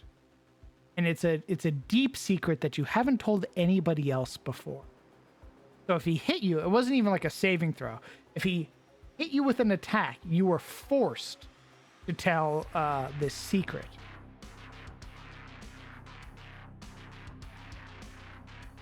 God, he was such a fun character. He ended up getting saved by the party because he was one of my favorite characters to run. He had a thing where when he would fight you, he didn't do it with malice. He wouldn't do it with malice. Instead, he would hit you, and if you missed him, he would give you tips on how to hit him. So, like, let's say you missed with like your like you were Blake with your halberd, and you missed with your halberd. He would tell you, aim higher and aim for my shoulder. It's hard for me to guard that area. Or aim when my swords are up. So that will like aim at my lower half when my swords are up because it takes longer for my swords to come down and block. And the party kept trying to capture him, but he had something called Diabolical Leap, which would basically let him propel himself like 40 feet forward, free, no movement cost or anything like that. God, he was so much fun to run. He was a fucking asshole.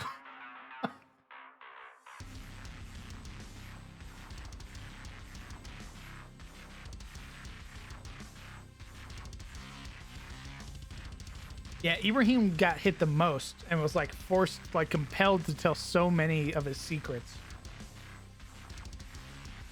Yeah, Zafina had to dimension door and basically immovable rod like pin him to the ground. And when she finally managed to do it, he was like, "All right, you beat me." What is the vibe of the stuff we're offering to the DM? Currently, the chat is offering me some chaotic ideas for Mr. Carlisle's chaos table, which is something that he does when he activates one of his abilities.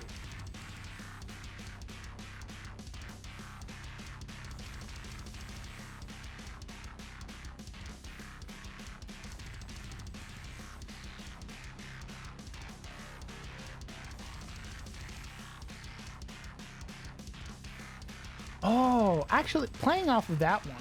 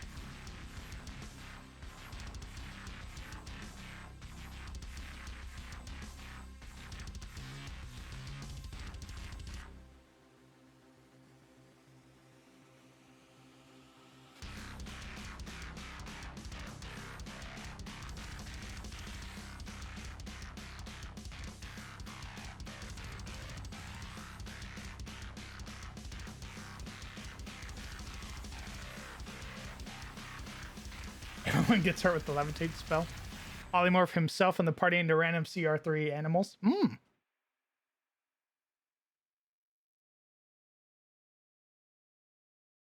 Carlisle's magic twists the shadows of everyone he can see, forcefully transporting him into the shadow of a creature nearby. Inside someone's shadow, he gains resistance to all damage effects. It can no longer cast spells. The creature whose shadow he's must succeed on a DC 14 charisma.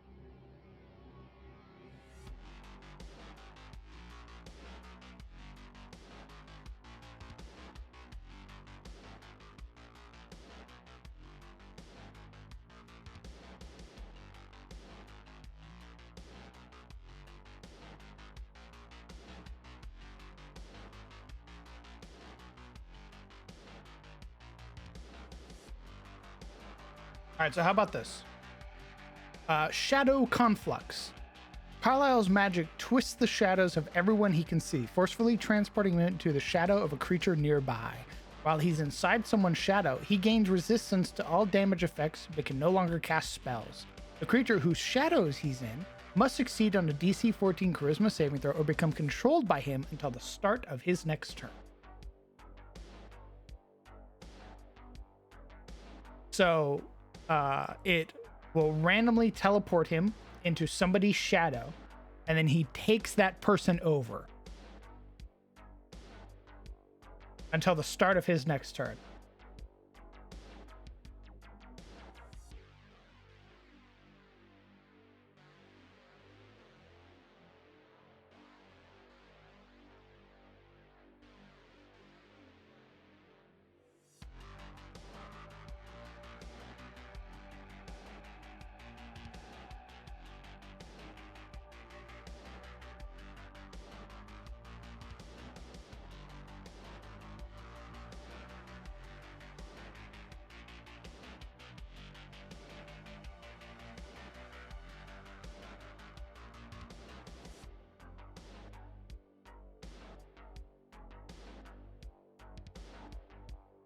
Do you have to target the shadow to hit him? Assuming that if you hit the possessed, he doesn't take any damage. Good question. What is the threshold for getting him out?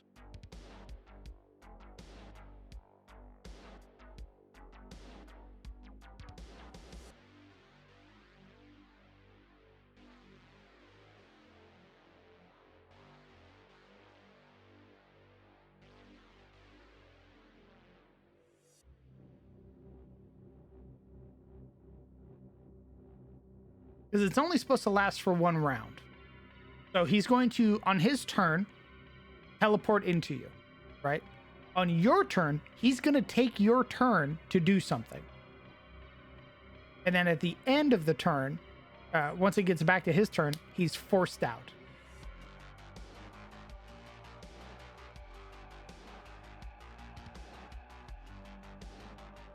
And that's only if you fail. If you succeed, he doesn't get to do this at all. You basically force him out with a saving throw.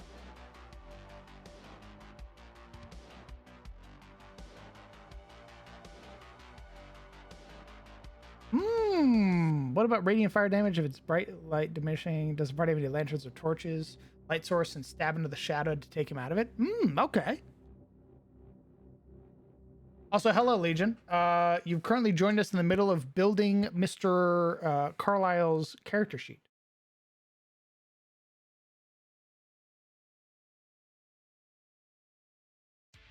If a bright light source is shined over the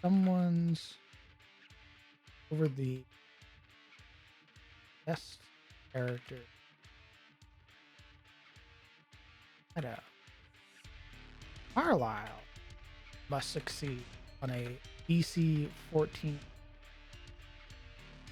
Constitution saving throw or be forced. How about that?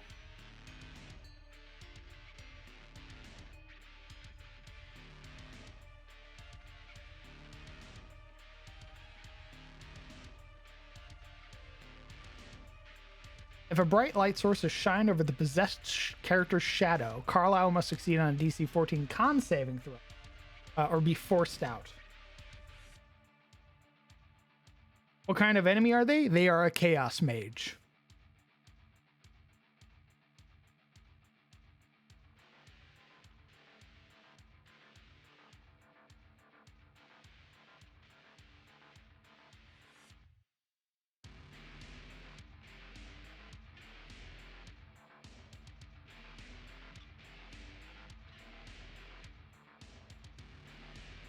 Sounds good, but how times a terror? What do you mean, Lupin?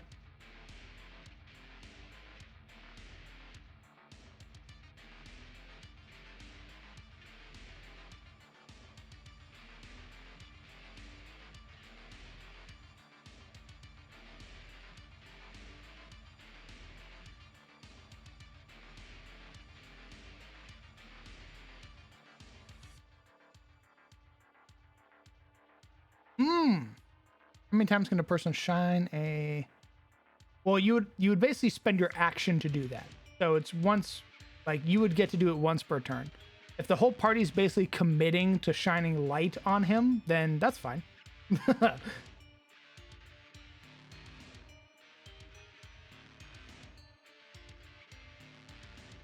Double damage and auto breakout for getting struck with a radiant damage hit. Well, only one person can do radiant damage.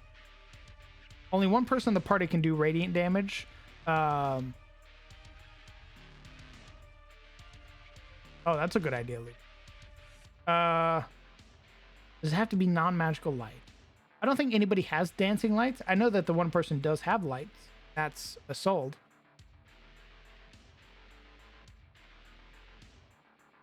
The more party members commit, the higher the DC to keep control. I like that. Oh yeah, Bari can also do radiant damage. I forgot about Bari's cleric abilities.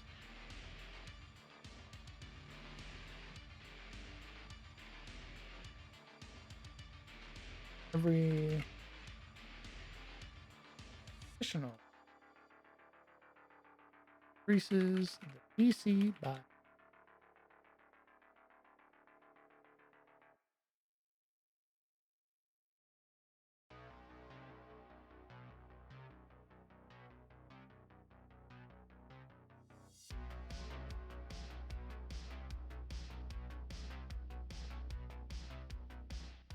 Okay, Shadow Conflux.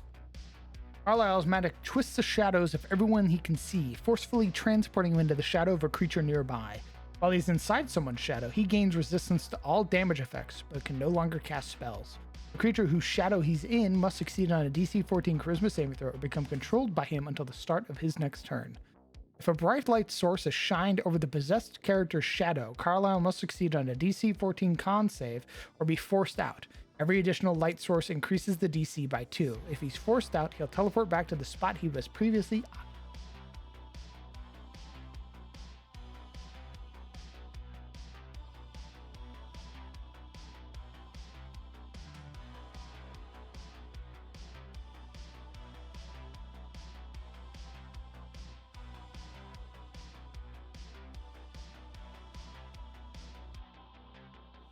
So he'll cast Void Era, and then everybody's shadow extends. The world gets darker, and Carlisle vanishes, sort of melting into that inky blackness, only for you to feel hands guiding your own. This breathing at the nape of your neck. Your mind is still your own, but your body is moving against your own wishes.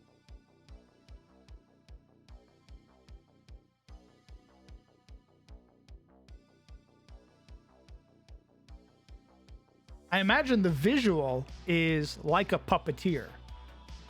Like your shadows expanded over you, like looming.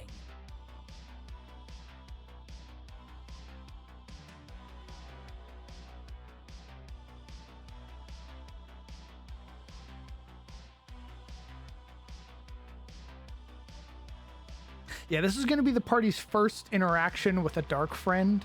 Like a competent and dangerous dark friend, so I want it to be sick.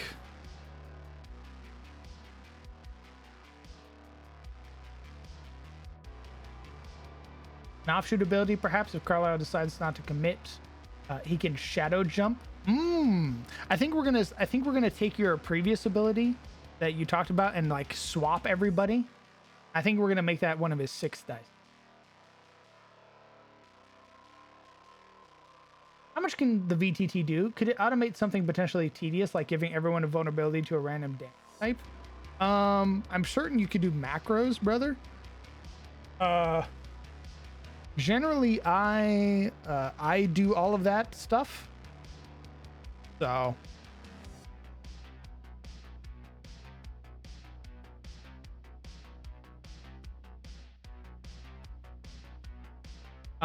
I haven't done anything where it like automates it. Like I can highlight multiple tokens and give them status effects or conditions, right? Like I could be like, oh, well, oh, never mind. I used to be able to. Used to be able to highlight multiple creatures and give them the same effect and stuff, but not anymore. But even then, I'm okay with doing it one at a time. Being like, all right, everybody has combo 2 tokens.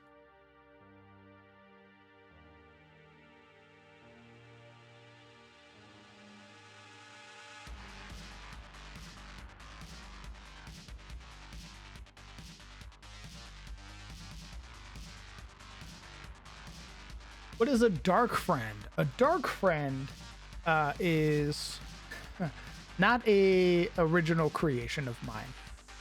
Dark friends come from the very, very popular and iconic book series called The Wheel of Time. They are servants of the Dark One, and they've basically been promised immortality. They serve basically chaos or the dark in an attempt to basically spread the Dark One's presence. In my setting, they have a very similar presence here. Dark friends are those who serve chaos or Vigar, which is the old Rendavi word for it. And they serve entities known as the Volinar. Volinar are the betrayer gods. They are the opposite of the Aranar, which are the elder gods, the children of the Allfather. And for example, Carlisle is a servant of the Volinar. He is a practitioner of magic and has been granted many powerful boons and blessings by his chaos master, like the ability to control the tainted or the stained. Tiamat's in a weird place. In my old setting, yes, Tiamat was a betrayer god. In this current setting, she's more of like a force of nature. She isn't a betrayer god in so much as she betrayed the Allfather. She is branded a betrayer god because of her upbringing and how she was made. When Bahamut was made, when the Allfather breathed life into his egg, thus birthing the Platinum Father, at the same time, the World Serpent, Midgar Sormer, basically gave or breathed life into his own egg and created Tiamat, Bahamut's sister. And as a result, the gods are incredibly wary and mistrusting of her because of how she was made. But Tiamat sees Bahamut as a misguided brother and has been trying to break the influence of the Aranar over him. Every time they meet, it's like Bahamut basically being like, villain, time for you to be smoked. And she's like, no, you fucking idiot. What don't you understand? We just want to live in peace, just like you.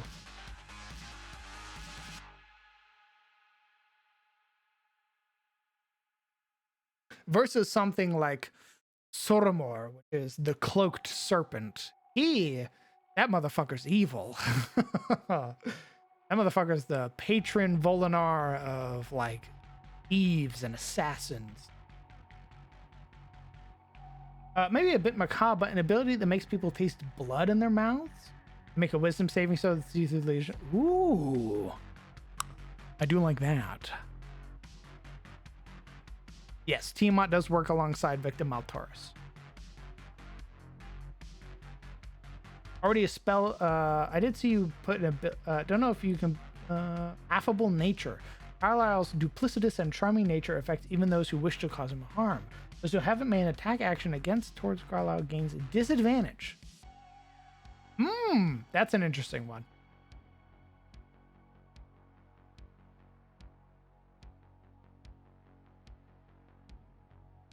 I'll give you disadvantage. Or Shut up. Brr. be wary, Greaso. Spoilers ahead. Huh? We're working on stuff for the next episode, so be mindful. You are spoiling yourself by being. Brr. I see. Very well. I can tell when I'm not wanted. Now we're not saying that. Just saying, be mindful. Mind this. Die. Okay.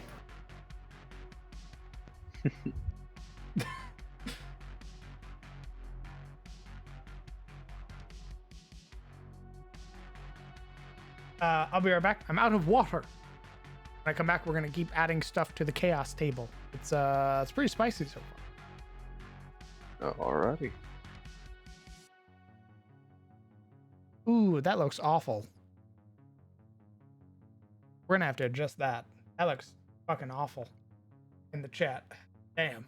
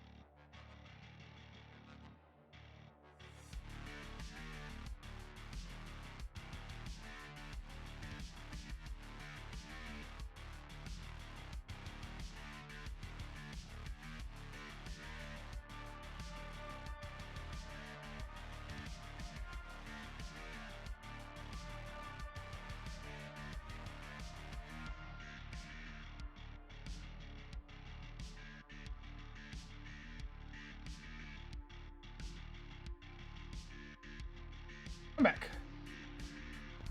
Welcome back.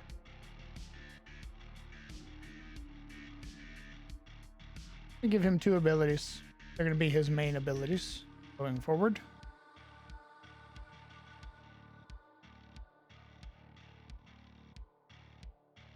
How many of you are familiar with exploding dice?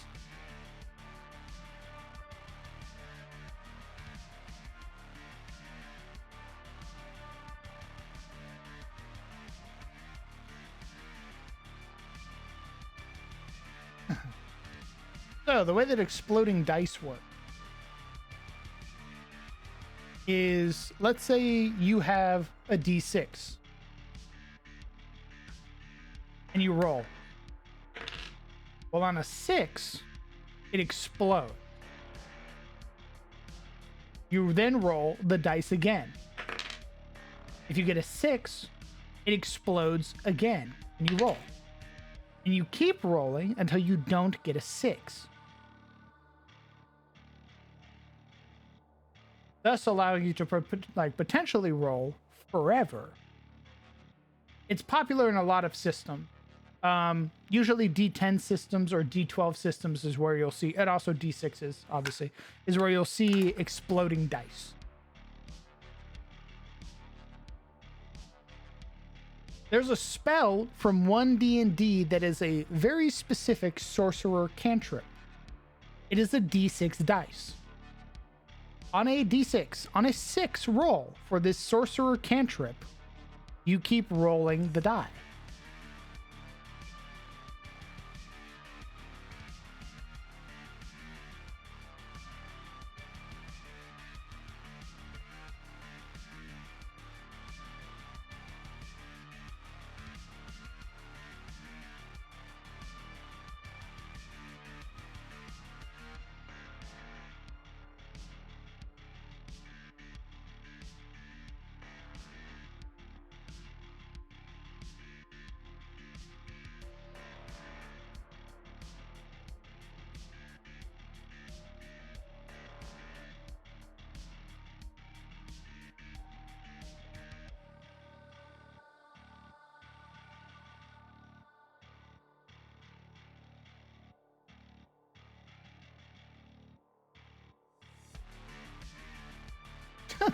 Jesus, Alter.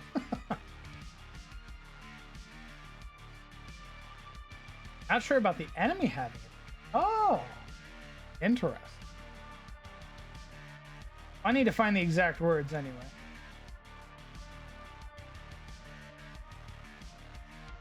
Oh, 6 on the sea. 186 out of the dash. Maximum number of the dice can be added. Half the spell's damage equals your spellcasting ability modifier. Okay. Choose a damage type each time you cast the spell. Check.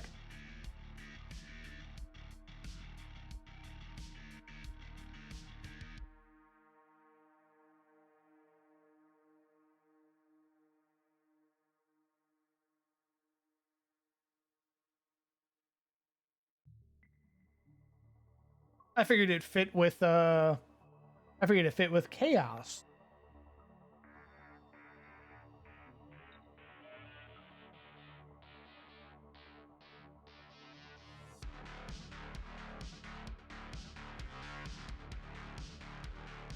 And the way I envisioned it is he basically collapses this energy around you. And every time he rolls an additional d6, it's another like burst. Almost like a starburst, like this sudden and ephemeral energy that appears only to violently collapse on top of you.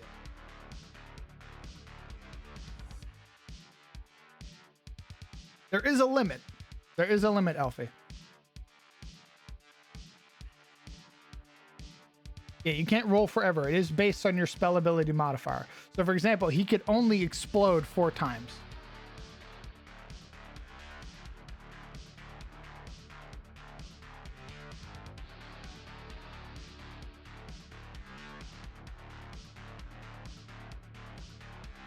Bonus damage against enemies who are feared or stressed.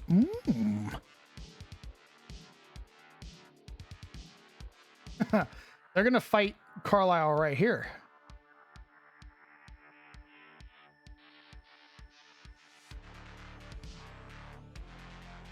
Carlisle Delwyn recently found out that his partners, quote unquote, have been caught.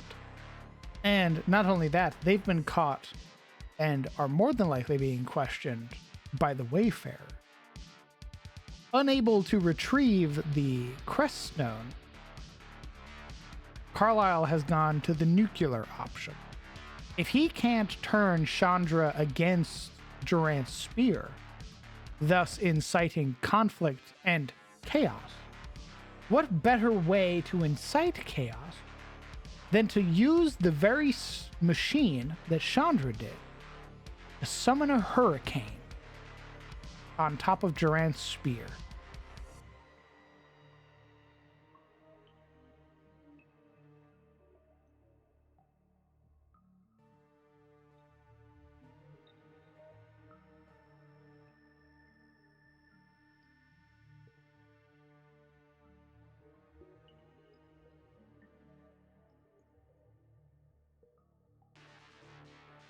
Yeah. Yes, he is Sculptron. This is going to be the first this is going to be the first character that I've ran in a long time who is irredeemable. He is irredeemably evil. He's not a morally gray villain who was wronged by society. This motherfucker is evil with a capital E.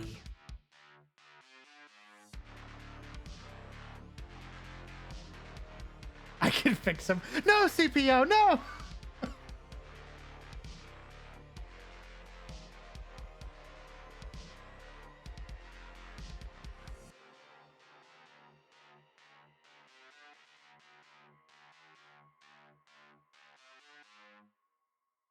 With all the morally gray boys out there, I appreciate the return of evil. Exactly.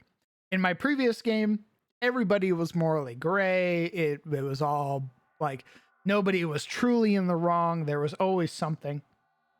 With this, I want the party to understand that yes, there are morally gray things out there, like moralings who will beg you for their life after doing heinous crimes and shit like that, right? People who were born into it, who didn't choose it, etc., etc. But also, there are people who just relish being evil, who thrive in being manipulative, corruptive, twisted motherfuckers. They have not a single fucking care for you or your family or your loved ones. They want nothing more than to see you suffer.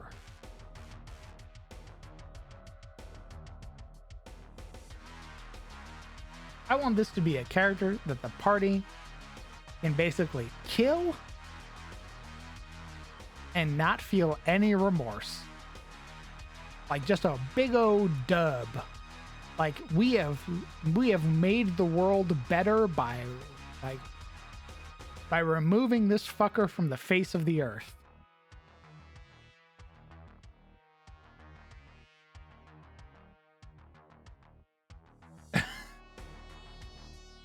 Politicians. Oh yeah. You feel as evil. You should kill that guy.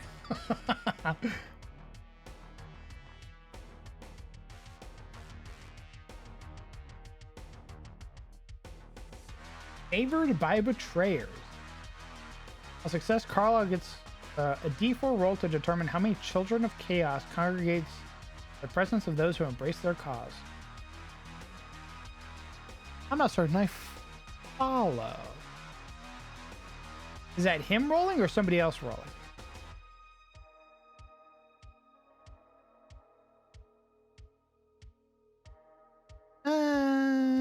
You know what? Get rid of that.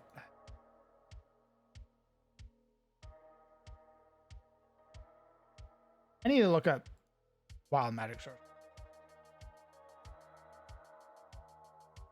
Also, my stomach is doing flips right now. I do not know how much longer I'll be able to survive. So just a heads up. No. hope it passes.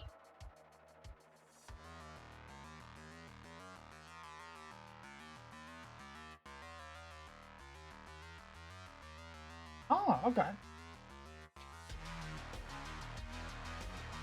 Gets adds and allies. Oh. Convert his ball. Interesting. Oh, excuse me. Thought I muted. Apologies.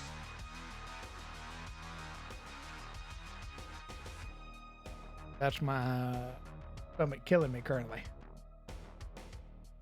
No.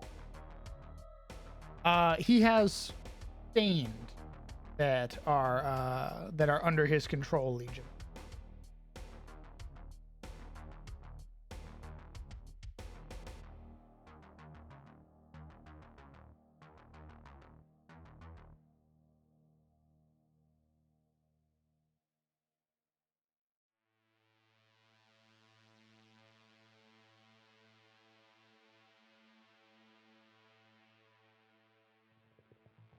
Like wound switching? Oh, like taking somebody's damage and applying it to somebody else?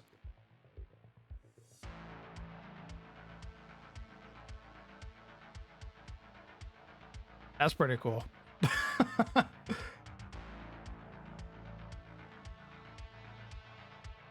Carlisle Delwyn is a chaos mage. As a result of his many blessings as a dark friend, he has controlled over Stain.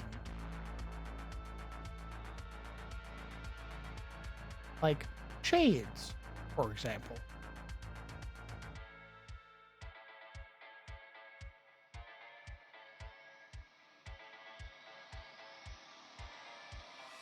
Where the hell do you get those? He stole them from the town.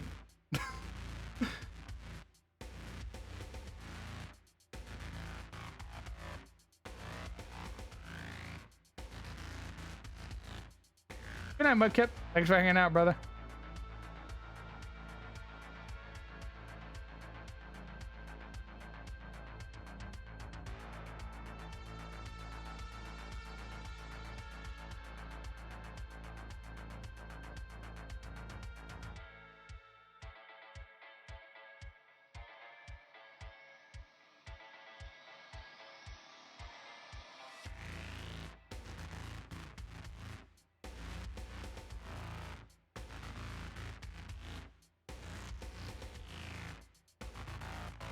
Why do you sound surprised?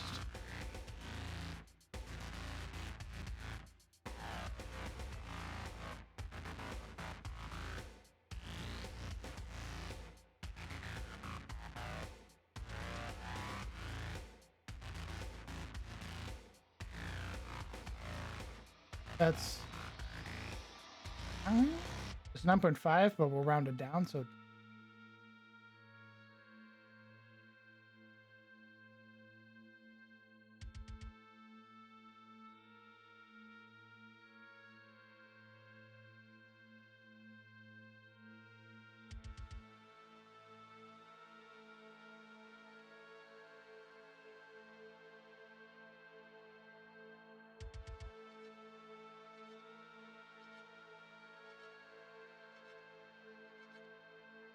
has he got anything close and personal for when he's... Yes.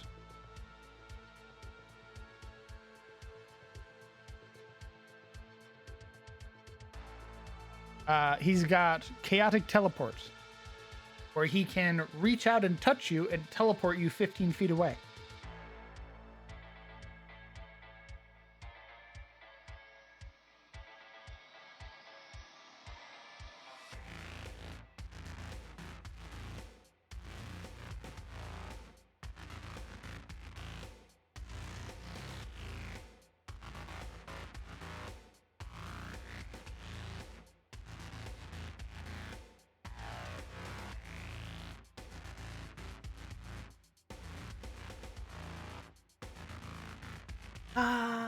God damn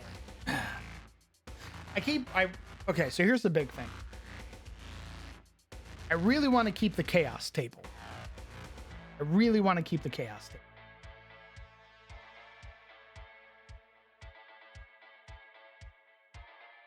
but I need to rework his main abilities and get his main features done first before I can actually fuck with the chaos.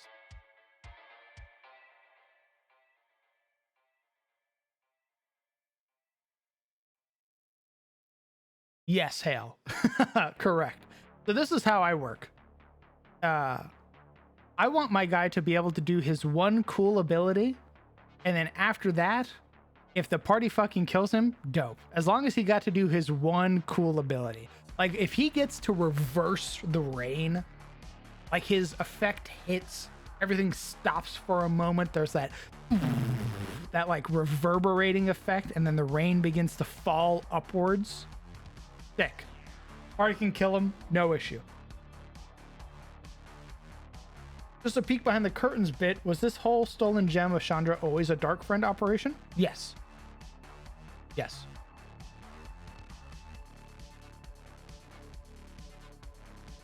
There's always going to be a Dark Friend thing.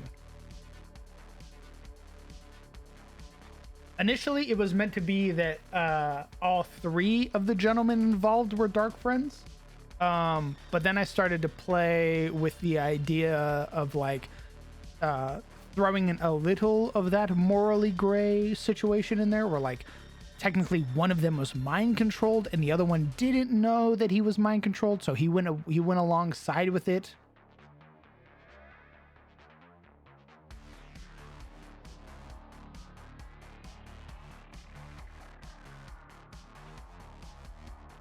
So like the initial plan was Dark Friends, and then as the party started investigating and started like probing for questions and answers and really started interrogating people and stuff like that, I was like, okay, maybe we can play around with this a little bit more. I want there to be Dark Friends, so we can get a Dark Friend in. Who's going to be my Dark Friend? Carlisle. Carlisle's my Dark Friend. Okay, well obviously he didn't do this alone. Who was he working with? Well, he was working with Garrett and Fitch. Are they also Dark Friends? No, they're sore losers. They were down on their luck. But it was Carlisle who forced Garrett to agree to the deal. And as a result, Fitch, being a brother to Garrett, agreed to help him. Okay. Can you hold Garrett and Fitch responsible when technically one of them was mind controlled? And then I started playing with that idea. And then it started snowballing more and more when the party started asking all the right... Well, actually, I should say, when Logan started asking all of the right questions. And suddenly it became this massive thing.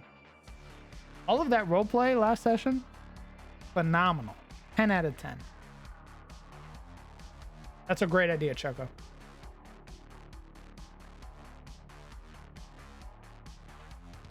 How about take your... I was thinking the same thing, Hale. I was thinking the same thing where I just take his main abilities and then... or take some of the cool, really cool abilities and then we just make that his main abilities. The fucking visual, like... I can't get it out of my head. The visual of him reversing rain, it just has to be a staple. Like, it has to be something that he does. So I think I'm gonna work around with what we got, because again, my stomach is killing me. I'm really trying to focus, but my brain's like, you're dying. Sag.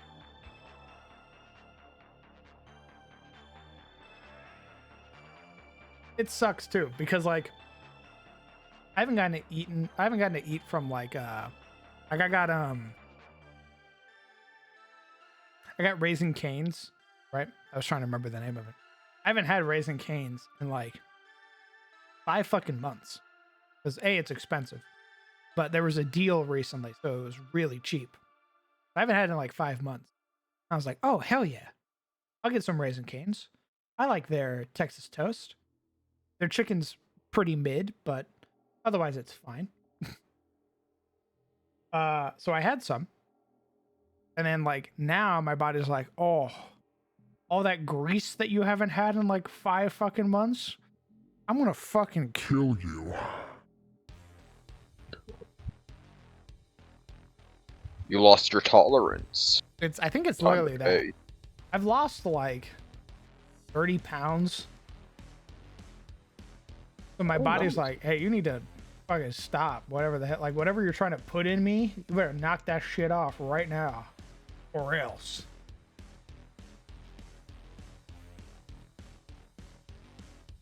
I'm gonna write down the main abilities that I want Carlisle.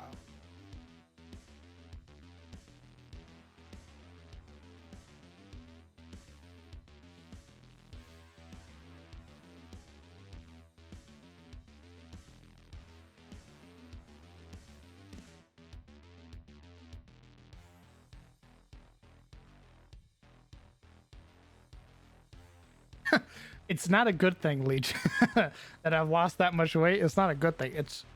It's because I forget to eat.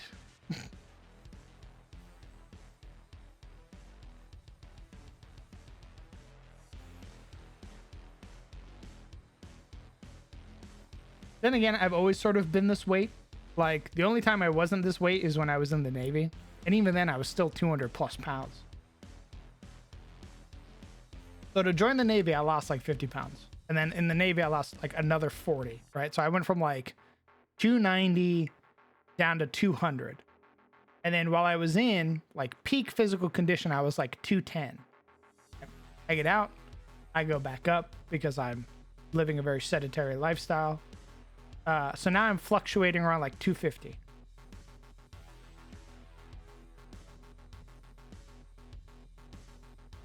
Is your blood pressure okay? I don't know.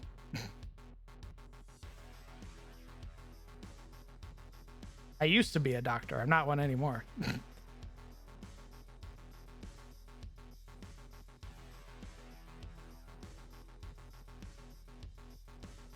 Thought it was planned and intentional? No, man.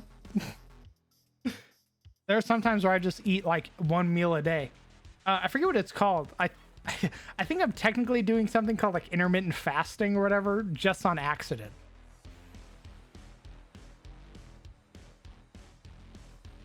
Like, it's not intentional. It's just it's just what's happening.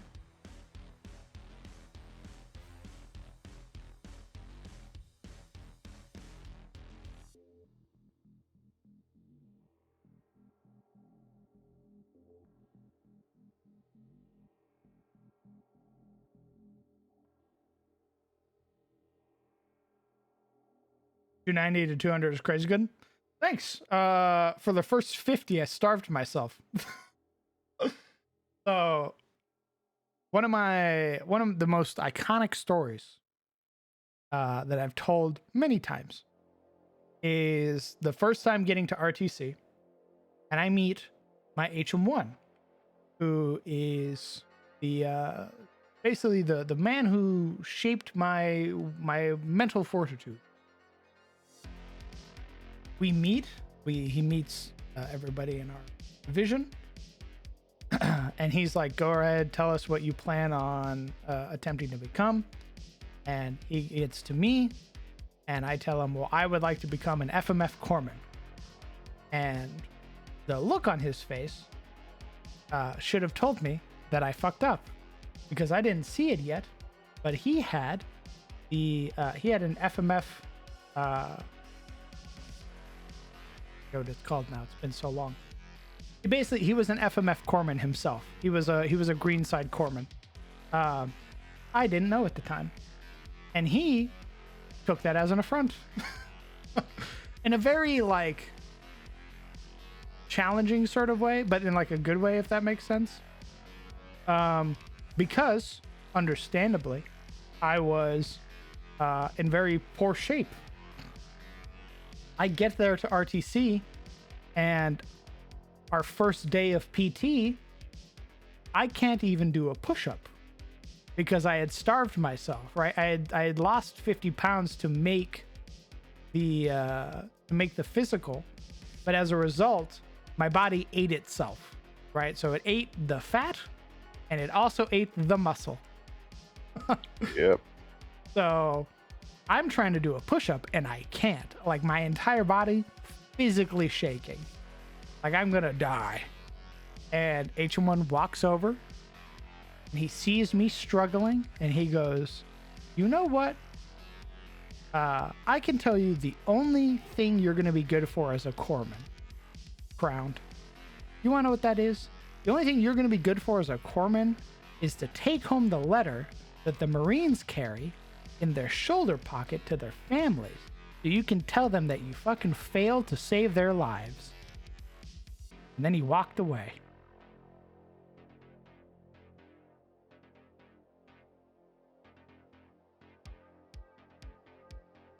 I miss that man every day.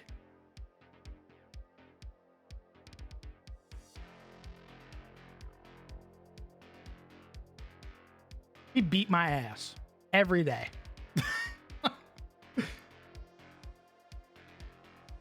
Literally every day, all the way to the end. To the end where he ran alongside me in the final PT test. Basically motivating the fuck out of me so that I could pass. At the very end, after we do our final trials and everything like that, all of the instructors basically go through and they shake your hand, they take your recruit hat, and they give you your official Navy hat, right? He's walking through, shaking everybody's hands. Congratulations, congratulations, congratulations. He gets to me, shakes my hand, and he's like, I fucking told you that you could do it. I knew you had it in you. Now I want you to go out and I want you to be the best goddamn corpsman in the entire fleet. I look forward to hearing about it. And I fucking bawled like a baby. It was great.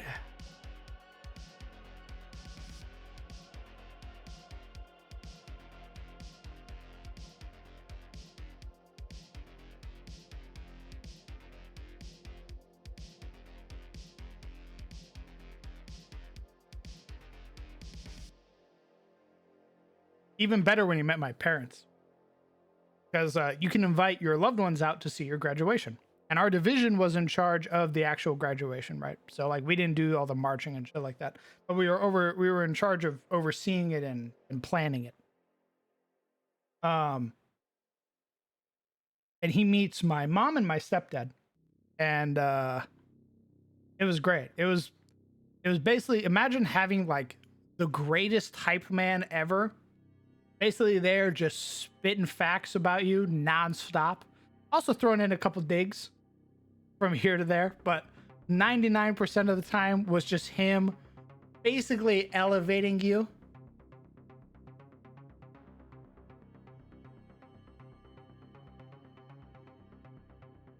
God, I miss Agent 1. Actually, he's a chief now. I forgot about that. I forgot he's a chief now. About damn time, too. He was in for like 15, 16 fucking years at the time. And he had basically been passed up for chief several times, which made no goddamn sense. That dude's fucking rack was insane. Like, imagine seeing just about 1 billion ribbons on a dude who's had like multiple combat tours, who's more Marine than Navy. And you look at him and they go, yeah, we don't really want you to be chief though. And you go, are you fucking insane?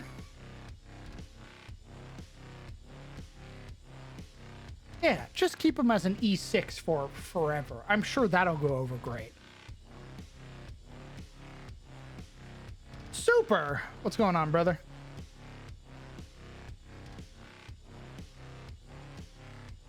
Thank you very much for 20 months, my man. He must have a dark past. Yeah, he never actually, he never really told us much about his deployments. It wasn't until I got to Fort Sam Houston, when I did my C school, that I met somebody who actually had deployed with him.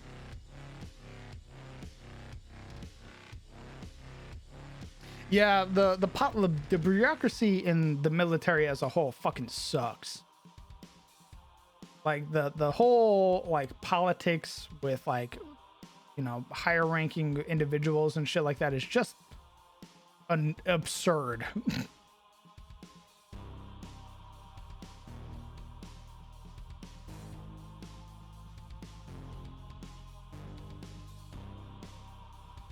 It really does get in the way. Like, a lot of really good people have just been fucked over because of the politics.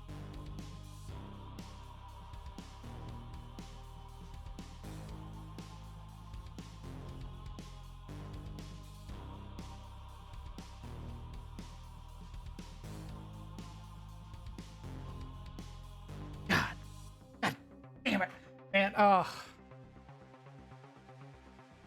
so one of my biggest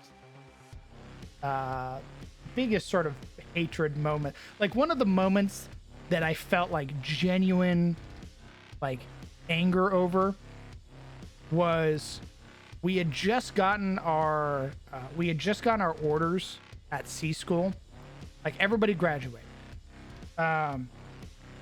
Everybody was getting their orders. Everybody was going somewhere fucking awesome. Like, people were going to Italy, people were going to Japan, Germany, all these places. Fucking great. Like, nobody was gonna be in the States. Like, our entire division was getting ready to just fucking go across the world. And then a couple days later, they pull us all back into the classroom and they go, "Hey, we have to pull everybody's orders." And we go, "What?" They go, "Yeah, everybody's getting a new duty station. Only one person is keeping their original orders. Everybody else is getting a new duty station." And we were like, "What the fuck?" So I was originally, oh God, I'm so fucking mad. I was originally going to serve on the DDG in Okinawa, and I was so fucking hyped. I was like, "Holy shit! I'm going across the fucking world. I get to serve on a ship. This is gonna be amazing." And then they go, "No, sorry, no more funding. Instead, you're going to Camp fucking Lejeune in North Carolina on the East Coast." Oh. To be fair, they could have sent you to Brazil. That would still have been better. That'd have been better than Camp Lejeune. Yeah. I would have seen at least somewhere else outside of the United States. Heaven forbid that I'd have been on a fucking boat. You know, the Navy.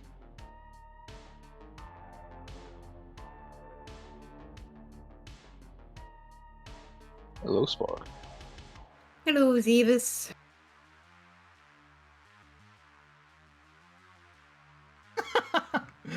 Ah, soup.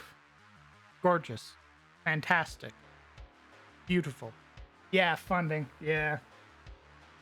Here's the other thing. I served during peacetime. I served under the Obama administration. So, we were basically already pulling, troops and everything out. Do they have the ability to call you back if something happens? They did, I think up until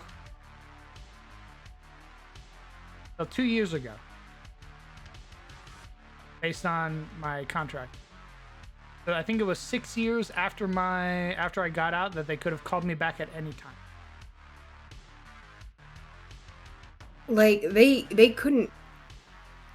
This is my biological dad. He served in the Army. He was an engineer. I forget the actual job listing. If he was Army, was he, I assume, Army Corps of Engineers? Well, he stopped at being a first sergeant. He was an engineer, but he was in combat, like, doing shit. And I don't know exactly what he did. I'm gonna have to ask him. I was wee little when he served. Like, he served Desert Storm. Is when he served. He got deployed to Korea, where he met his first wife. Nice. wife numero uno. And then my mom was wife number 2, and my brother's mother was wife number 3. And currently he's on wife number 7. My first command was Oklahoma. Where's the ocean, Chief? Where is it? Oh my god. But they asked him to come back at the start of Afghanistan and Iraq to train people. But when he let them know about the injuries he sustained after, he went civilian, they were like, "Oh no, you can't," because he did ironworking and stuff like that, and he got. They're not allowed to use the word crushed, pinned by a piece of plexiglass because it was a 2-ton piece of plexiglass. It was either get pinned, which would definitely cause injury, or get knocked off, and he was 20 stories up, so he chose getting pinned. Ended up having to have both his knees, his hip, shoulder replacement, fusing in his back done. Damn. Jesus. It made him a very, very cranky man, because of what he used to do, because his hobby was Taekwondo, to which he was a 7th degree black belt. He could pretty well beat anyone down. He was in town and he had he came to visit me, passing through, between deployments and stuff like that. He was I think he was in North Carolina at one point in time. He was also in Indianapolis.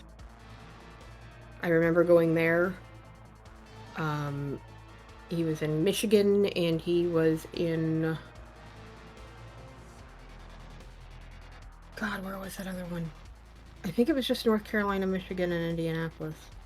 And then he was in my area, like where I live currently. He was a recruiter here for some time.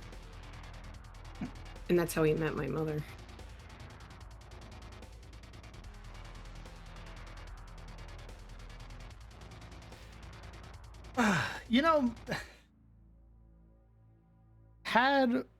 Back when I first moved to Oregon, back when I had just gotten out, I took a little bit, and then I took a little bit of time and just sort of vibed. Like, I didn't really do anything. I had a bunch of money saved up from the Navy.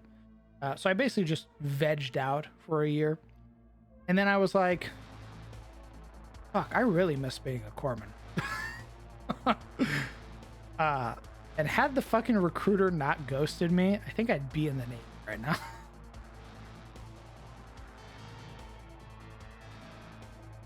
I think about that a lot.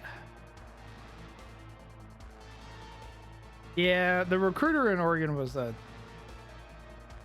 guy.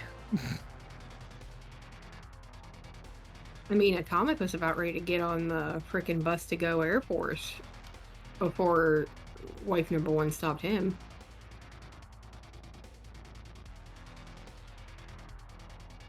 She pulled the good old, it's either if you serve, I won't be here after, you know what I mean? So he stayed. Google Doomsday Plane, that's what I did.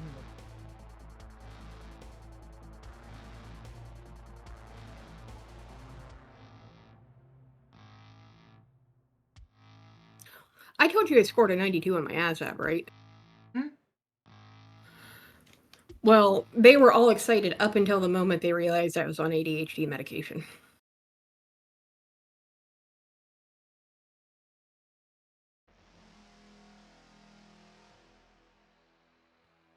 Jesus, that's gotta be stressful, Choco. And yeah, medication like that will disqualify you. Mm-hmm. Air Force is trying to put... the Army's the one who took me up to take it. Air Force is trying to poach me while I was up there.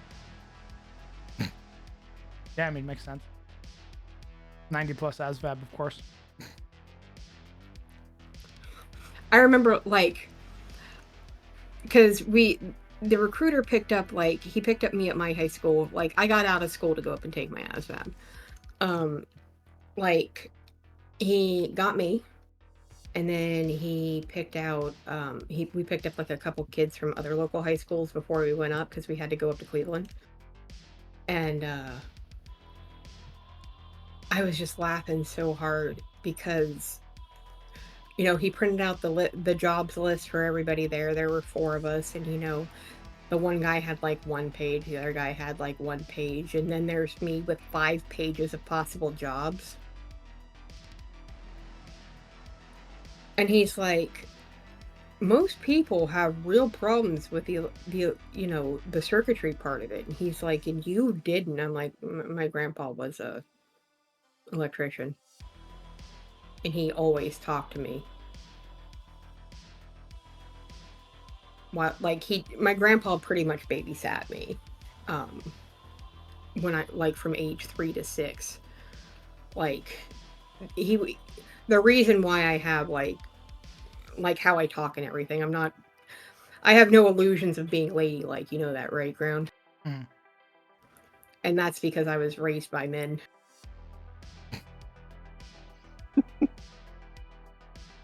And Ed also got a request in 04 to come back to be an instructor, and he hadn't served since Vietnam. Only done some civil side instructing on the side.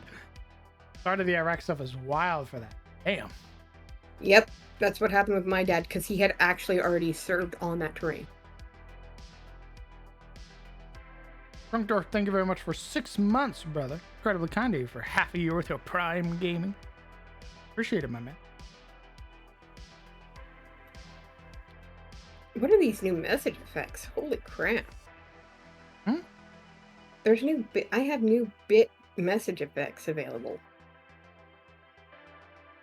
Like, if I pay biddies, I can gigantify an emote. What the fuck does gigantify an emote mean? I don't know. I'm gonna have to listen, I'll figure, if you stream tomorrow, I'll figure it out tomorrow when I get paid. I probably gotta. And I have disposable income. Probably gonna stream Saturday before D&D. Saturday before D&D? Then I will do it on Saturday. You don't gotta do that. Huh? You don't gotta do that. Oh, there it is. There it is right there. Look at that. It's the same. Yeah, but it's big because they paid money for it. It's not big. It's literally the same. No, it's big on my screen, dude. It's big on mine too. It is not big on mine. It looks exactly the same. Here, let me do a snip and sketch for posterity. Thank you very much for the biddies, brother. I appreciate it.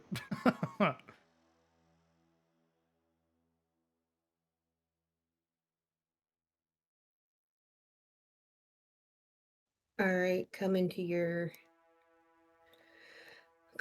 happy dappy inbox. Oh, see, it looks the same on mine. Like, I just opened up my stream and it's the same. That's how it looks on ours. Oh, see, none of mine show that. It looks exactly the same, both on my, when I open up my stream in Opera and when I look at my OBS. Might be because you're using Opera. I'm using Chrome. I'm on Firefox.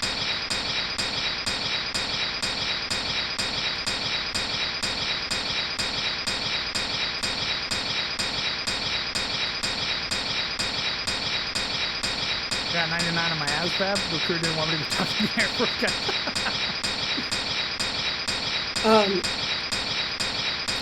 My recruiter didn't. I didn't even think of talking to the Air Force guys. The Air Force guys are there. Hold on. Yeah, your audios. Audio? What the fuck is happening?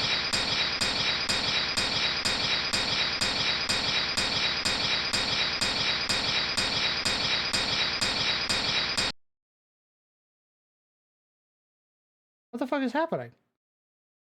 I'm just watching my fucking audio peak. What the fuck is that? Is it me? Stop now. What the fuck is that noise? Yeah, because I muted my audio. What the fuck is that?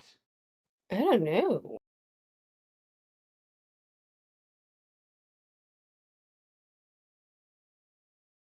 What the the fuck is that coming from?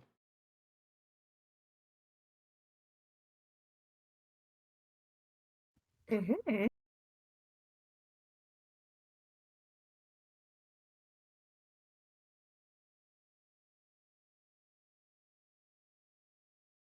What the fuck is that? I am so sorry. I don't know what the fuck that is. It's What whenever happened? I open up a new tab. Oh. Where the fuck is that coming Oh, from?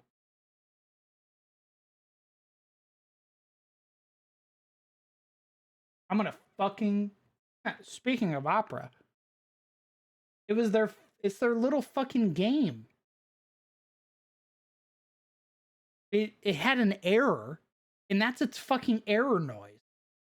Oh, that's horrible. oh my god. And I'm not even playing the fucking game. I opened up a new tab to look up the fucking like ASVAB scores.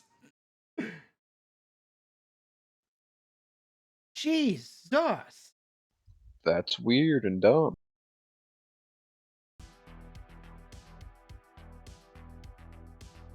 Incredibly sorry. Fucking Christ.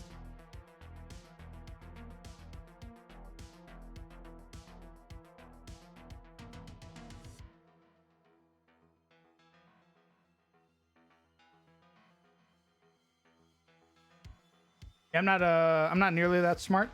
I scored a 50 on my ASVAB.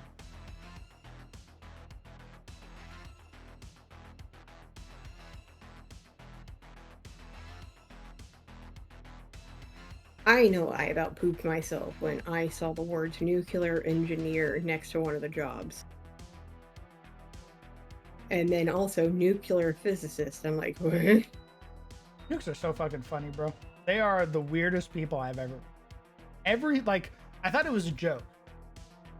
I thought it was a joke when I met one of the guys who was like, "Yeah, if you meet any nukes, just sort of treat them with like a gentle hand, because most of them are socially inept, and they're not really gonna understand your jokes." And I went, "Huh? Really?" Oh my Like- god. Yeah, they're smart, but they're not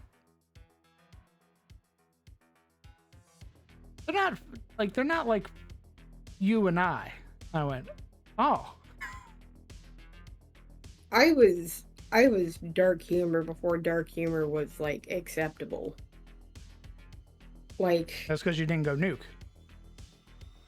The 4 nukes that were in my division back at RTC were the weirdest fucking people I ever met in my life.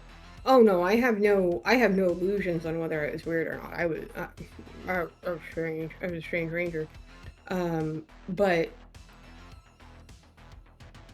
not getting sense of humor though. That's I mean, I find a lot of things funny. Like what I don't find. Now, I'm one of those people who can't stand Adam Sandler. Don't get me wrong. Certain Adam Sandler movies and comedy makes me want to just gouge my own eyes out.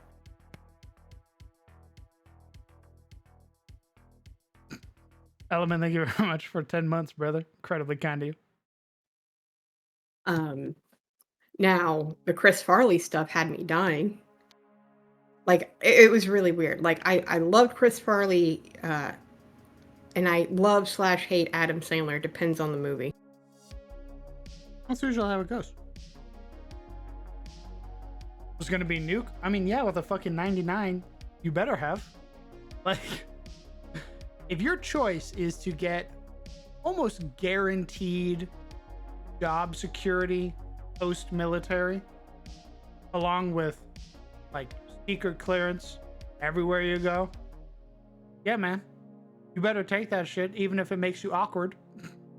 When I was talking to the Air Force guys afterwards, I was actually trying, and they let me know that I had the ability to go into the same thing that I had another friend going into, and another friend was already that same station. And I knew, like, I know where they could get, where they're stationed. I wanted to do that job because it actually fit with an interest of mine. I like rocks, like stones and things like that. I've always loved them, and I wanted to be a 9S in the Air Force. Theoretical geophysicist. What they actually do is sit down in Florida, and they watch screens, and these screens are to detect earthquakes or seismic vibrations. And they make sure no one else is setting off nuclear armaments. All I remember about the Air Force is that I did JROTC in the Air Force, learned how to spin a rifle, learned how to march. And actually, because of JROTC, I got the special division when I went to RTC. So thank you, Air Force, for that, baby. I got out of all the other lame ass divisions and I went to a special division. It was dope. Their other deployments are Australia, Tokyo, and Italy. You'd have been stuck in Florida. And? What the fuck you mean, and? I wouldn't mind Florida. I can deal with Florida. I'm from Ohio, dude. That means nothing. Yeah, it does. We know how to deal with Florida. Because we deal with Ohio. All day, every day. Ohio is just Florida. You would be burnt, but not warm. The sun would touch you once, and you would cease to be a person. You would be a baked potato. Wait. Are you telling me that I can't touch sunlight because of my? Oh, are you criticizing me on my 98.8% directly off the British Isles? I'm saying that if you make contact with the sun, you're gonna turn into a fucking little splotch on the ground. You don't have to tell me that, dude. When I used to be outside all the time, like when I did softball and tennis and all that, I had built up a tolerance to the sun. But when I found my love of computers and computer games, and I stopped going outside as much, my sun allergy came back.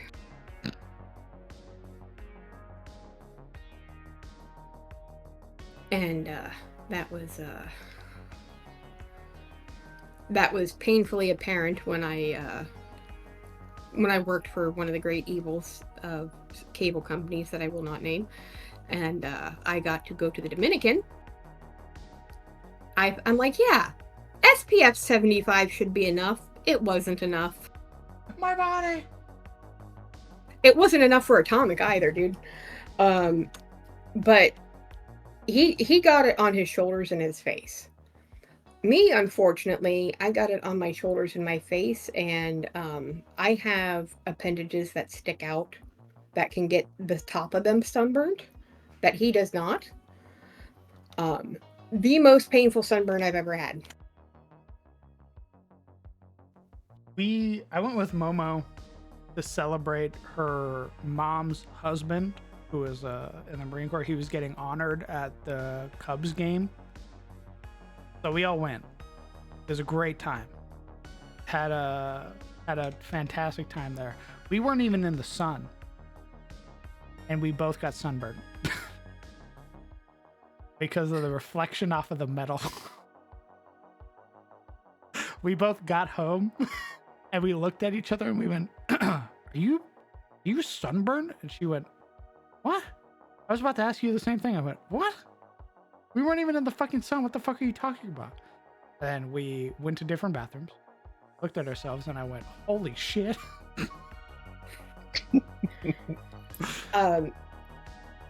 The sunburn I got in the Dominican was the worst sunburn of my life.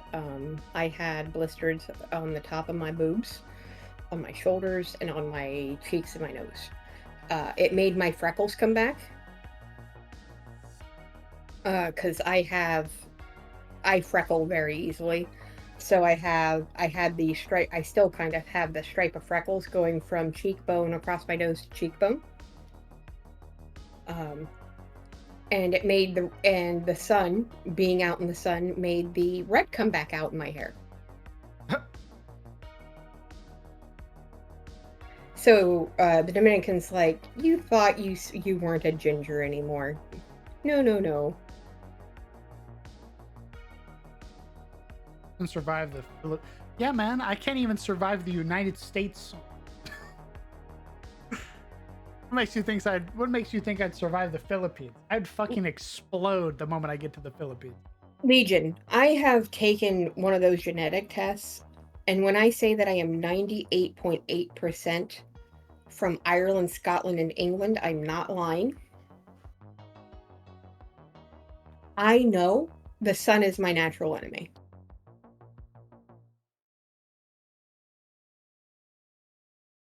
I have accepted the sun being my natural enemy. It wasn't that because I was in the sun so much, because, you know, I grew up in a time before cars and stuff like that. I figure I'll just dig on myself before you guys get to where Sizzle shows up and starts going at me. But like I was consistently outside and I always had on tank tops and stuff like that. So when I was still tan, I was fine. Once that tan that I had for years and years and years went away, I became so sensitive to sunlight. It was ridiculous. First sunburn I ever got was in Panama. Damn. Oh, What's up, hello. handsome? What's up, handsome? What you doing, brother? Well, not much, man. What's So the worst you were, sunburn you've ever got? Huh? What was the worst sunburn you've ever got? Oh, I've had some bad sunburns. God, I know you are damn. a pale man such as I. I'm a pale man that lives. That's a beach bum as well. So I got some nasty sunburns. I want to say, the year was 2006. Nice. I had just gotten into the convention scene, and I was traveling all around Florida, hanging out with people I made friends with at conventions, and just kind of hanging out and doing weekends and stuff like that. And one of the weekends I did, I freaking went to the beach, and I don't know if I didn't put enough sunscreen or just didn't put any sunscreen, but I definitely was like, bad. It was bad, like peeling red, like sun poison. Like it might, I don't know if it was sun poisoning, but it was bad. That's crazy. And I yeah, it was just, I was so red, skin peeling. You ever get that sunburn that's so bad, Crown, where like you are just tired? It's a good sleep because you're just you're poisoned pretty much. You're just like, your body's physically trying to fight it.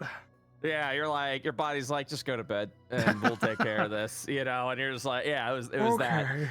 What was interesting was I did the beach thing, and then I went to hang out with a girl I was sweet on.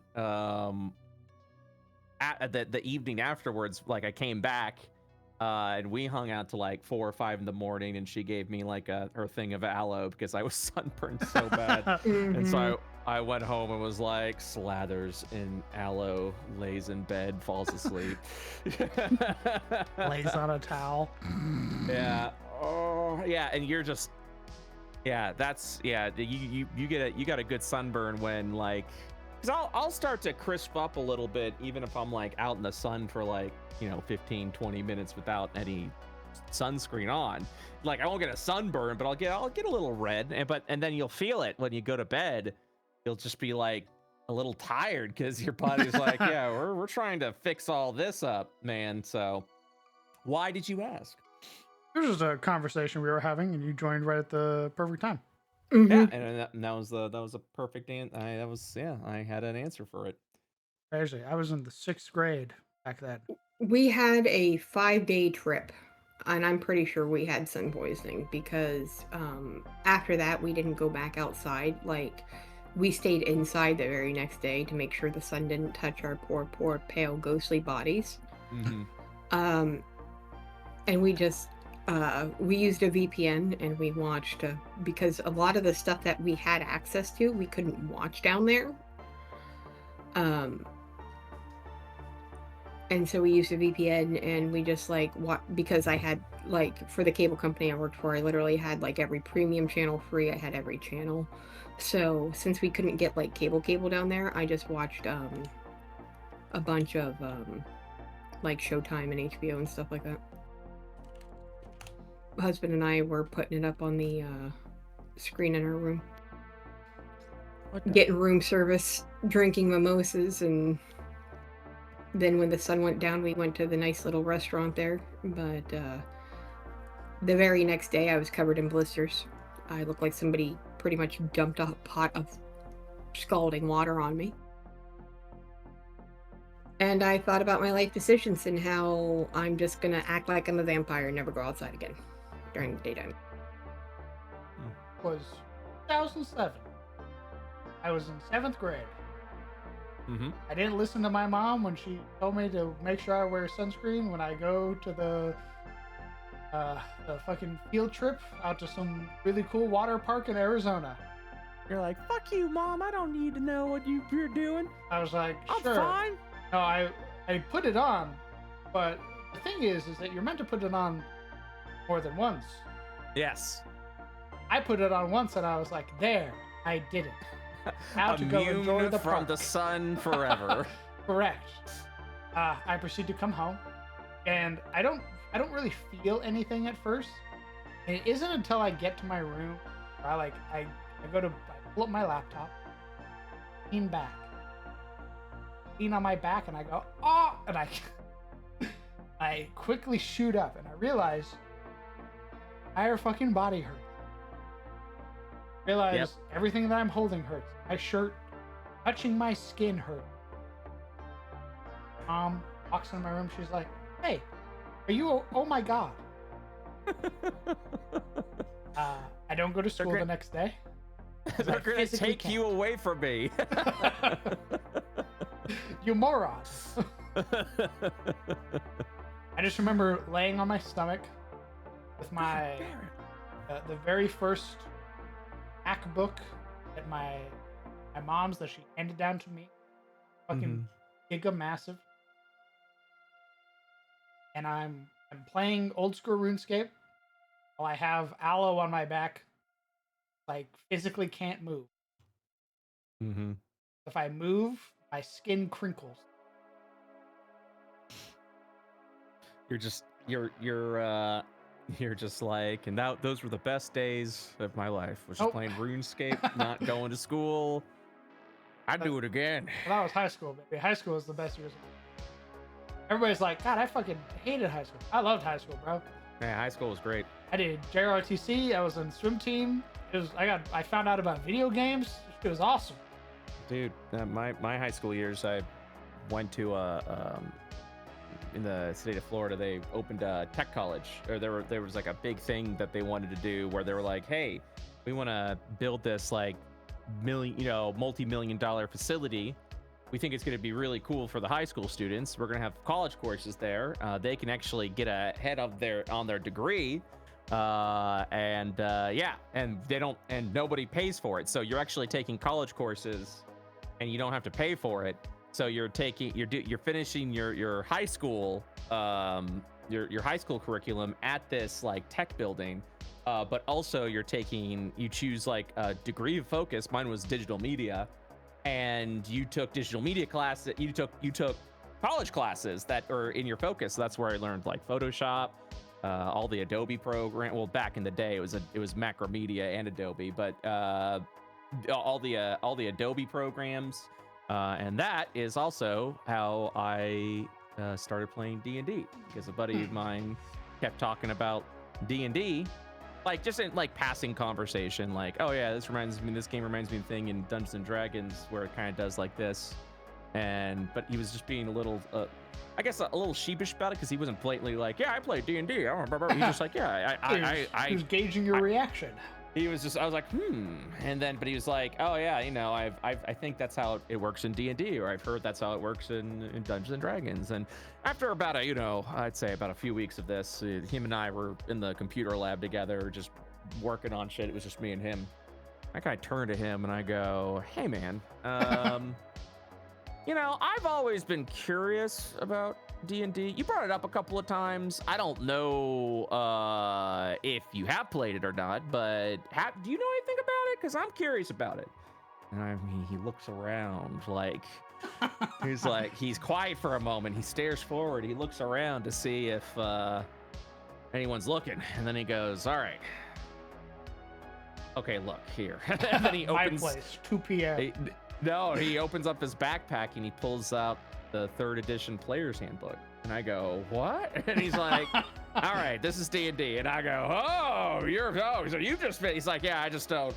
Yeah. And I'm like, okay. And then apparently he just read the books. He never really played. And I was like, oh shit. So he did like one-offs here and there. And I was like, oh, and I'm looking through, I'm looking at stuff, and there's tables and all sorts of shit. And I'm just like, oh my God, this is amazing. I'm like, yeah, I was like, let's get into it. And then he did like a quick one-off. I was just, I think I remember it was like in a tavern, and I was gonna do, you know, we were just gonna get some treasure. I learned about immobile rods and the robe of eyes because I specifically did like a flash of light spell that blinded my NPC compatriot because everyone instinctively, like, I was like, all right, cover your eyes, because we were fighting something, and I did this flash of light. Everyone covers the eyes. The guy that I was with, the guide or whatever, also covers his eyes, but he has a robe of eyes, so that doesn't fucking matter. Yep. So he gets blinded, and I'm just like, oh man, this is crazy. And then I was like, hey, I want to play. I want to DM. And I was like, I want to try DMing this. And he was like, all right. And so I DM'd him on a single player adventure, and didn't look back. And then that's how my lifelong adventure, my lifelong world of DMing came to be. Amazing. From that, yeah, that's my origin story right there. Oh yeah. Was this high school, and but this high school is great. Like, this was back in the day. This is about 2001, 2002. You know, so ancient times. But what I loved about it was so they were like, the idea with this school was they wanted it to be a cool thing for, like, you know, to get the education level up and to get a head start on college, and so that you also was a good way to just not pay for some college courses because the state of Florida was covering it. They were like, we're looking for 300 people. You got to have a 3.0. You got to have a blah, blah, blah. And go ahead and apply. These are the things. And I was like, I don't. And my parents were like, hey, because I was going to like a Catholic school at the time and I was fucking miserable. And my parents like, hey, we're going to transfer you to the school. This sounds pretty neat. And I was like, I don't want to go. And he's like, you're going to go. You're not really thriving at this other school. I said I didn't want to go because I had a crush on a girl, but I was like, fine. So I applied, and they were like, you had to have like a 3.0 to like be like, yeah, you're in. And they were like, if you don't have a 3.0, you could still apply. We may still accept you if we don't have the numbers. And so I went, all right, I'll apply. I don't have a 3.0, but whatever. And I had to get letters of recommendation. I had to do all that shit, and I applied. And then a few weeks later, I got a letter, or some time later, I got a letter that said, hey, you're gonna be in this school. And I was like, oh shit. They're like, you're on a probational period because you don't have the 2 point whatever, you know, you don't have the 3.0. But yeah, you'll go ahead and do this. And I was like, holy shit, awesome. So I was pretty excited about it. And there's a lot of stories I can tell you about, like, just the admissions process. But I went to this school, and pretty much the only people that applied were people that were interested in the nerdy shit, because it was like digital media, computer programming. There was a separate section off the side of the school specifically for those that were interested in car repair, that wanted to get into mechanics, and then like computer hardware, all that shit. So all this techie stuff. And what was funny about this school was, on one side was all like the nerds. So we were doing computer programming, digital media, computer repair, hardware repair, all that shit. And then completely on the other side are like the quote unquote jocks of the school, because they're just working on cars all day. You know, they're just fixing shit up over there. So everyone that applied were interested in this shit. So the school ended up being this haven of nerds, geeks, and dorks, because we were all into like the nerdy shit, because that's what we wanted to go to school for. And so this thing was a complete failure. It was a complete failure as far as Florida was concerned. I loved it. I got a really good education. I learned shit that I am still using to this day to day that has kept me successful, like Photoshop and all that shit. Like I learned that from this school. I think only 170 people applied. So that meant if you applied, you got in. That was it. There was no more to say. So this was a big, massive school. We had a little over half the student body failed this school. So it was pretty empty. You had a lot of space. You had a college curriculum schedule, which means it wasn't high school schedule where like you go to school at 8, you end at 3. It was like you had like courses that you took that you were signed up for. So like there were times where you just have big fucking breaks. So like Tuesdays and Thursdays were like, I had my digital media class till about I think 9:50 or it was like 8 to 10, and then from 10 to like 1:30 I didn't have any classes in high school. So I'm like, fuck yeah. So I'm gaming, I'm playing I'm playing a little D&D. I'm driving home to like hang out with the fam, and they're like, what are you doing? I'm like, oh, I was also thinking like, they treated you like college students. So they weren't like, you can't leave campus. They were like, can you drive? Go, fuck Get you, out you know? of here. Yeah, so like I would, at 10 o'clock, I would head out.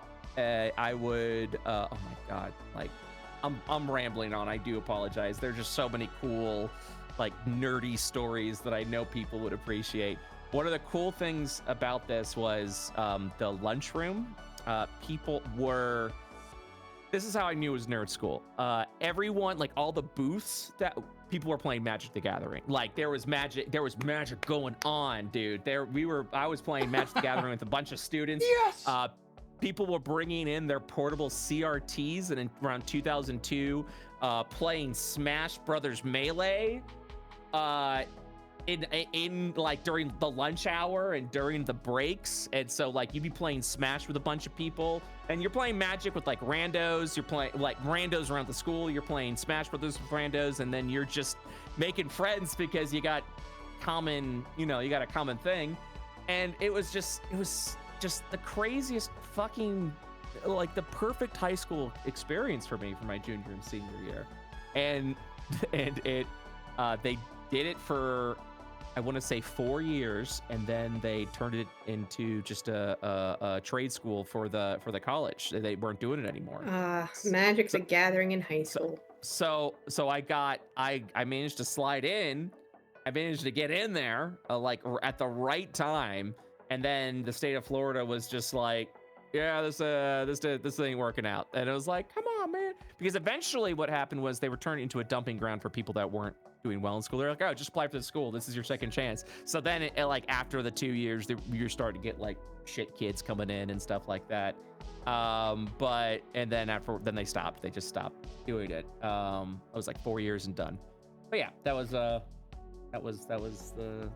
my tale, my high school tale.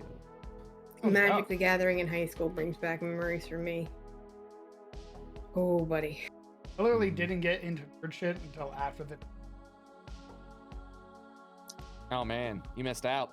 I really did. Maya. Like imagine going all through high school, like doing like varsity swim, all that stuff, basically being the equivalent of a fucking jock.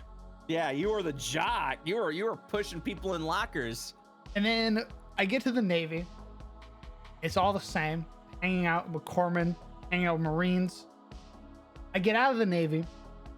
I'm just loafing around in my friend's house because my friend's super cool. Basically, been living with that motherfucker for a goddamn year, or for like a decade at this point. And I walk down to I literally meet somebody online who's like, "Hey, you're a good writer. You should get into D&D. And I was like, what the fuck is D&D? Like Dungeons and Dragons? I'm like, what the fuck is that? It was a shock to them. They start showing me D&D shit. They're like, this is Dungeons and Dragons. 5th edition's out now. I was like, why the fuck are there 5 editions of this thing? She's like, yeah, you could watch these TV shows. Like, you watch these shows. Like, these are people who are playing the game and stuff like that. And I'm like, okay. I start watching. You got into like, oh, that's such an interesting time to get into D&D. Yeah. I start watching like Critical Role and stuff. Literally that week where I just learned about Dungeons and Dragons, I walk down to the local Chevron and I see a bald gentleman behind the counter, and he has in his hands the Dungeon Master's Guide. And I go, oh, that's Dungeons and Dragons. That's really cool. I know what that is. And he's like, yeah? Do you want to play? And I go, can I? He goes, meet me at the subway in about 30 minutes across the street. I'll be taking my lunch. And I'm like, okay. I waited. I walked across the street with them. I rolled up my first character, who was my dwarf fighter. His name is Orin. He was a fighter champion. And then that was my first character I ever got to level 20. If it wasn't for him, I literally would have never like started doing D&D stuff. That is wild. Dude, I'm telling you, D&D brings people together. Insane. It is the one thing that I continuously go back to and go, yep, this is magic, because it breaks down barriers. It makes it so that you're like, all right, and you're hanging out with someone for a handful of hours, and you're making friendships, and hello, points at Crown. Yeah, brother. It's just all the friends I have, right? Literally all the friends I have right now would be through D. I wouldn't know Momo. I wouldn't know Naomi. I wouldn't know, honestly, anyone in Shadow's Breach. I wouldn't have interacted with ever if it weren't for D&D. I think about that so much. I literally think about, like, had I not been interested in Dungeons and Dragons at all, I never would have met Momo. I never would have met like Brett. I never would have met anybody. I would have never met Masay. Like that kind of shit. It's that kind of shit, man. It's wild. That is wild. If it wasn't for D&D, my discourse with my husband would have gone really, really different. I did play him when I was in, I didn't start talking to him till I was in college, and we had some classes together. He was 5 years older than me. One of the first sentences he uttered to me, because we had met beforehand, but it was just like in passing. Like, he came and he demonstrated standing bass in our school orchestra to me when I was like wee little and he was in high school. When I was in 5th grade and he was in high school. He tutored people when I was in middle school. Like the high schoolers would be the ones like tutoring us in like cello or anything like that. He tutored one of our bass players the same time I had my cello tutor. We barely said like a word to each other. And then one of the first conversations we had, I was at Wednesday Night Magic, standard. And I had to play him. I was 17 at the time. And he wipes the floor with me in 4 rounds. In which he's like, hey there, sweetheart, why don't you tell your boyfriend to teach you how to play better? And then he just moves on. One of the first sentences my husband said to me.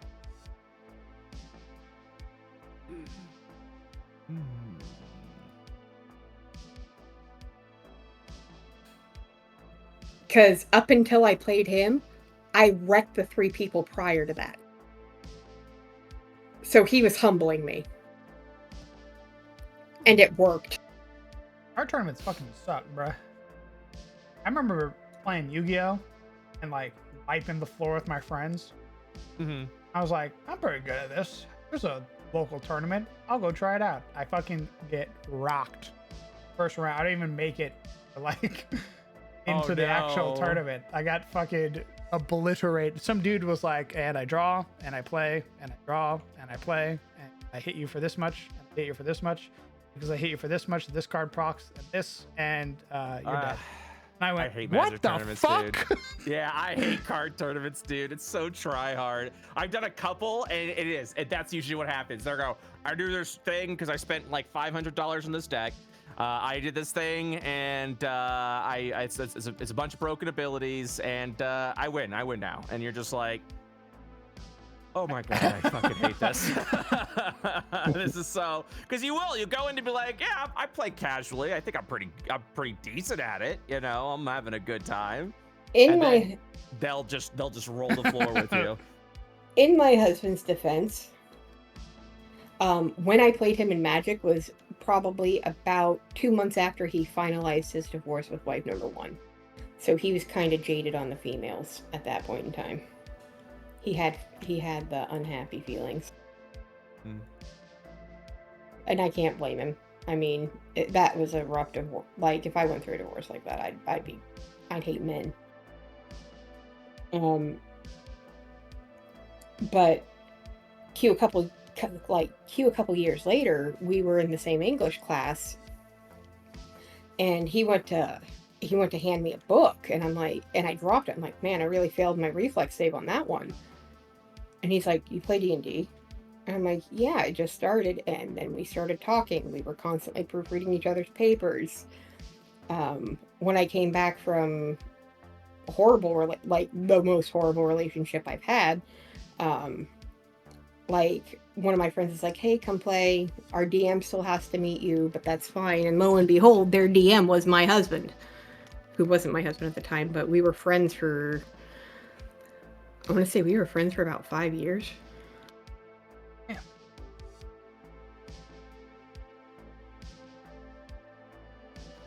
God damn. Rare game goes past 3 turns. Yeah. It's not rare when you and your friends play it like how they played it in the fucking show. And you're like, this is fun. And then someone goes, brrr, and you're like, oh, this is stupid. This is so fucking, Yeah. I hate this. It was so funny. It was actually that tournament that made me go, I actually like you. I stopped playing, stopped collecting cards. Was that it? Was that like Yeah. I feel like I always feel like it's the tournaments that make you go, you know what? Damn, I don't like I'm done. Yeah, I think I'm done. I don't think I want to do this shit anymore. Thankfully, I haven't done like a Magic tournament or anything. We just play Magic very casually whenever all the homies are over. Mm-hmm. And I suck at Magic. I played the same deck so all my friends know exactly what my move is. Mm-hmm. I've got a guy called Germ, but I call him Germ. He has a suit of living armor that he gets in, and for every monster that you have in your graveyard, he gets a +1/+1. So whenever they know when I'm looking at your graveyard, they're like, I have 3 monsters in there. Okay, and they watch me burn the dice on top of Germ to a +4. And then I watch as Momo fucking obliterates me with her blue deck, as she does literally every single fucking time. Oh, those are just blue decks, man. She's a shithead. She goes, fucking obliterate the fleet, or whatever her fucking stupid ass blue card is that wipes the whole fucking field. After 8 rounds of build up, she goes, start over. And I go, what? I stopped playing Magic. God, what was that? It's when the Planeswalkers initially came out. Like, I had a deck built around Elspeth, her original form, and we were this is when I was still dating my husband. We ended up going to a tournament because he was trying to get back to. Atomic actually has a ring because he went to San Francisco for the finals. It's probably one of the most gorgeous rings. It's in our bank deposit box. Because that's like that's what we're going to hand down to somebody, probably, I hope. But it was just so weird because like I was sitting there playing and the look on the other players' faces when I sat down in front of them, because I was the only girl there, was priceless. Because it was just a draft tournament, like, and then I had to go up against my husband, and he is so much better at draft tourneys than I am. Like, I'm bad at drafting decks. Like, if I have something to go off of, I'm fine. And I had to play him, and I beat him, and I felt really, really, really bad. But then I realized he forgot Sweetest Day, and I didn't feel really, really bad. I ended up getting to semifinals and then just getting obliterated. And like our relationship developed off of the Magic the Gathering.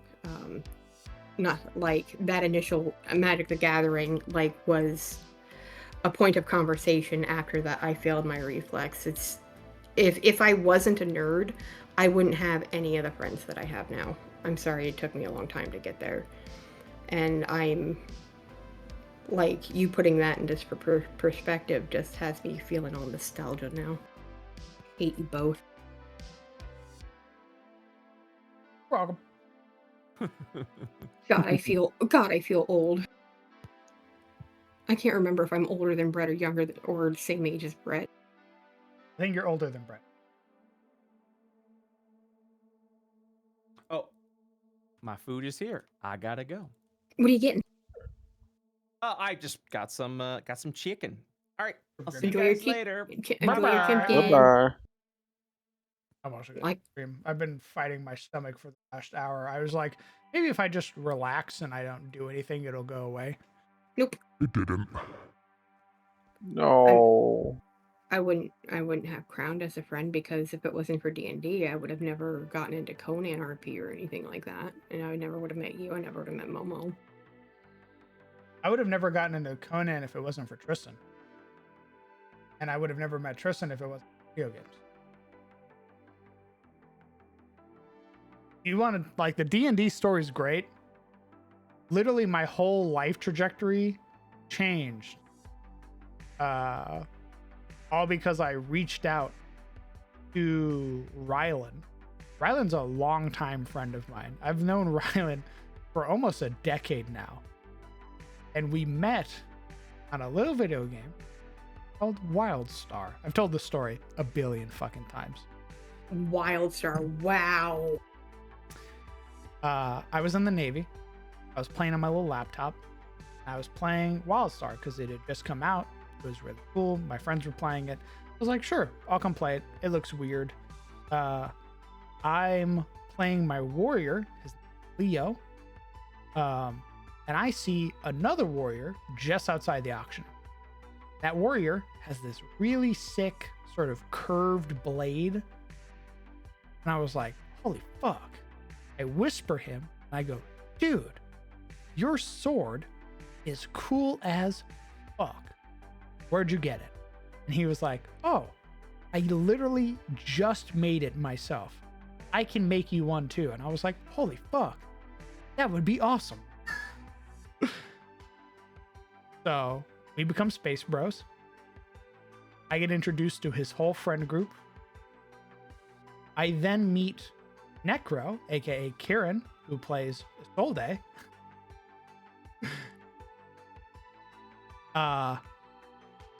And then we basically start hanging out nonstop. And he goes, hey man, if you ever need a place to crash or to hang out, I have a couch always open. And I go, sick.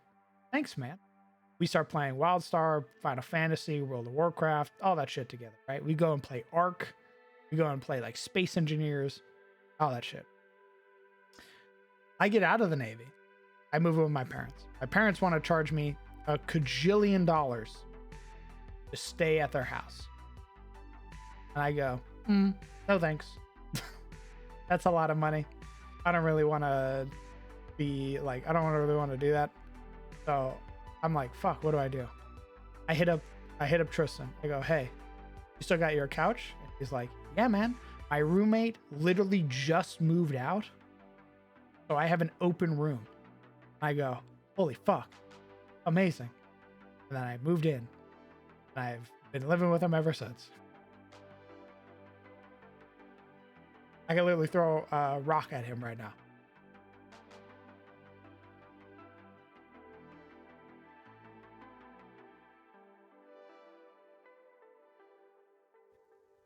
Powers of the internet. Do not ever let anybody tell you that your internet friends are not real friends. They're a liar. I wouldn't say that at all. Like, I genuinely, like, I would drive several states over if you're like, hey, Sparks, Atomic, can you come help me hide a body? I would. Very good. Very good. Listen, I can't let my husband's mistress go to jail and make an unhappy husband.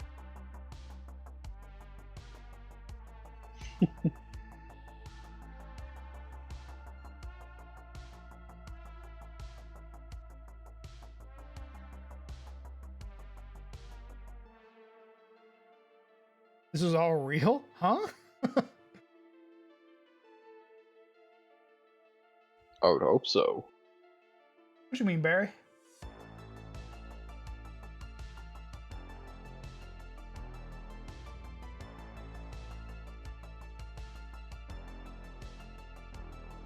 Okay, I'm gonna go die now. Okay, I hope he feels better soon, bud. Bye, Crowned. Hope you guys have a great night. I'm gonna go try and vibe and take some medicine. Hopefully my stomach stops killing me. Rest well. I would make you the anti-tummy ache tonic if I was in the same state as you and bring it to you, but I'm not. Appreciate it. I know. I'll show you guys Feel later. better. I feel better. Bye. Bye-bye. All right, chat. Hope you guys have a fantastic night. Take care of yourselves. Hug your loved ones. Tell them that you love them. Next time you will see me will be this weekend. Hopefully by then, I'll have come up with a more concrete sort of build for Mr. Delwyn.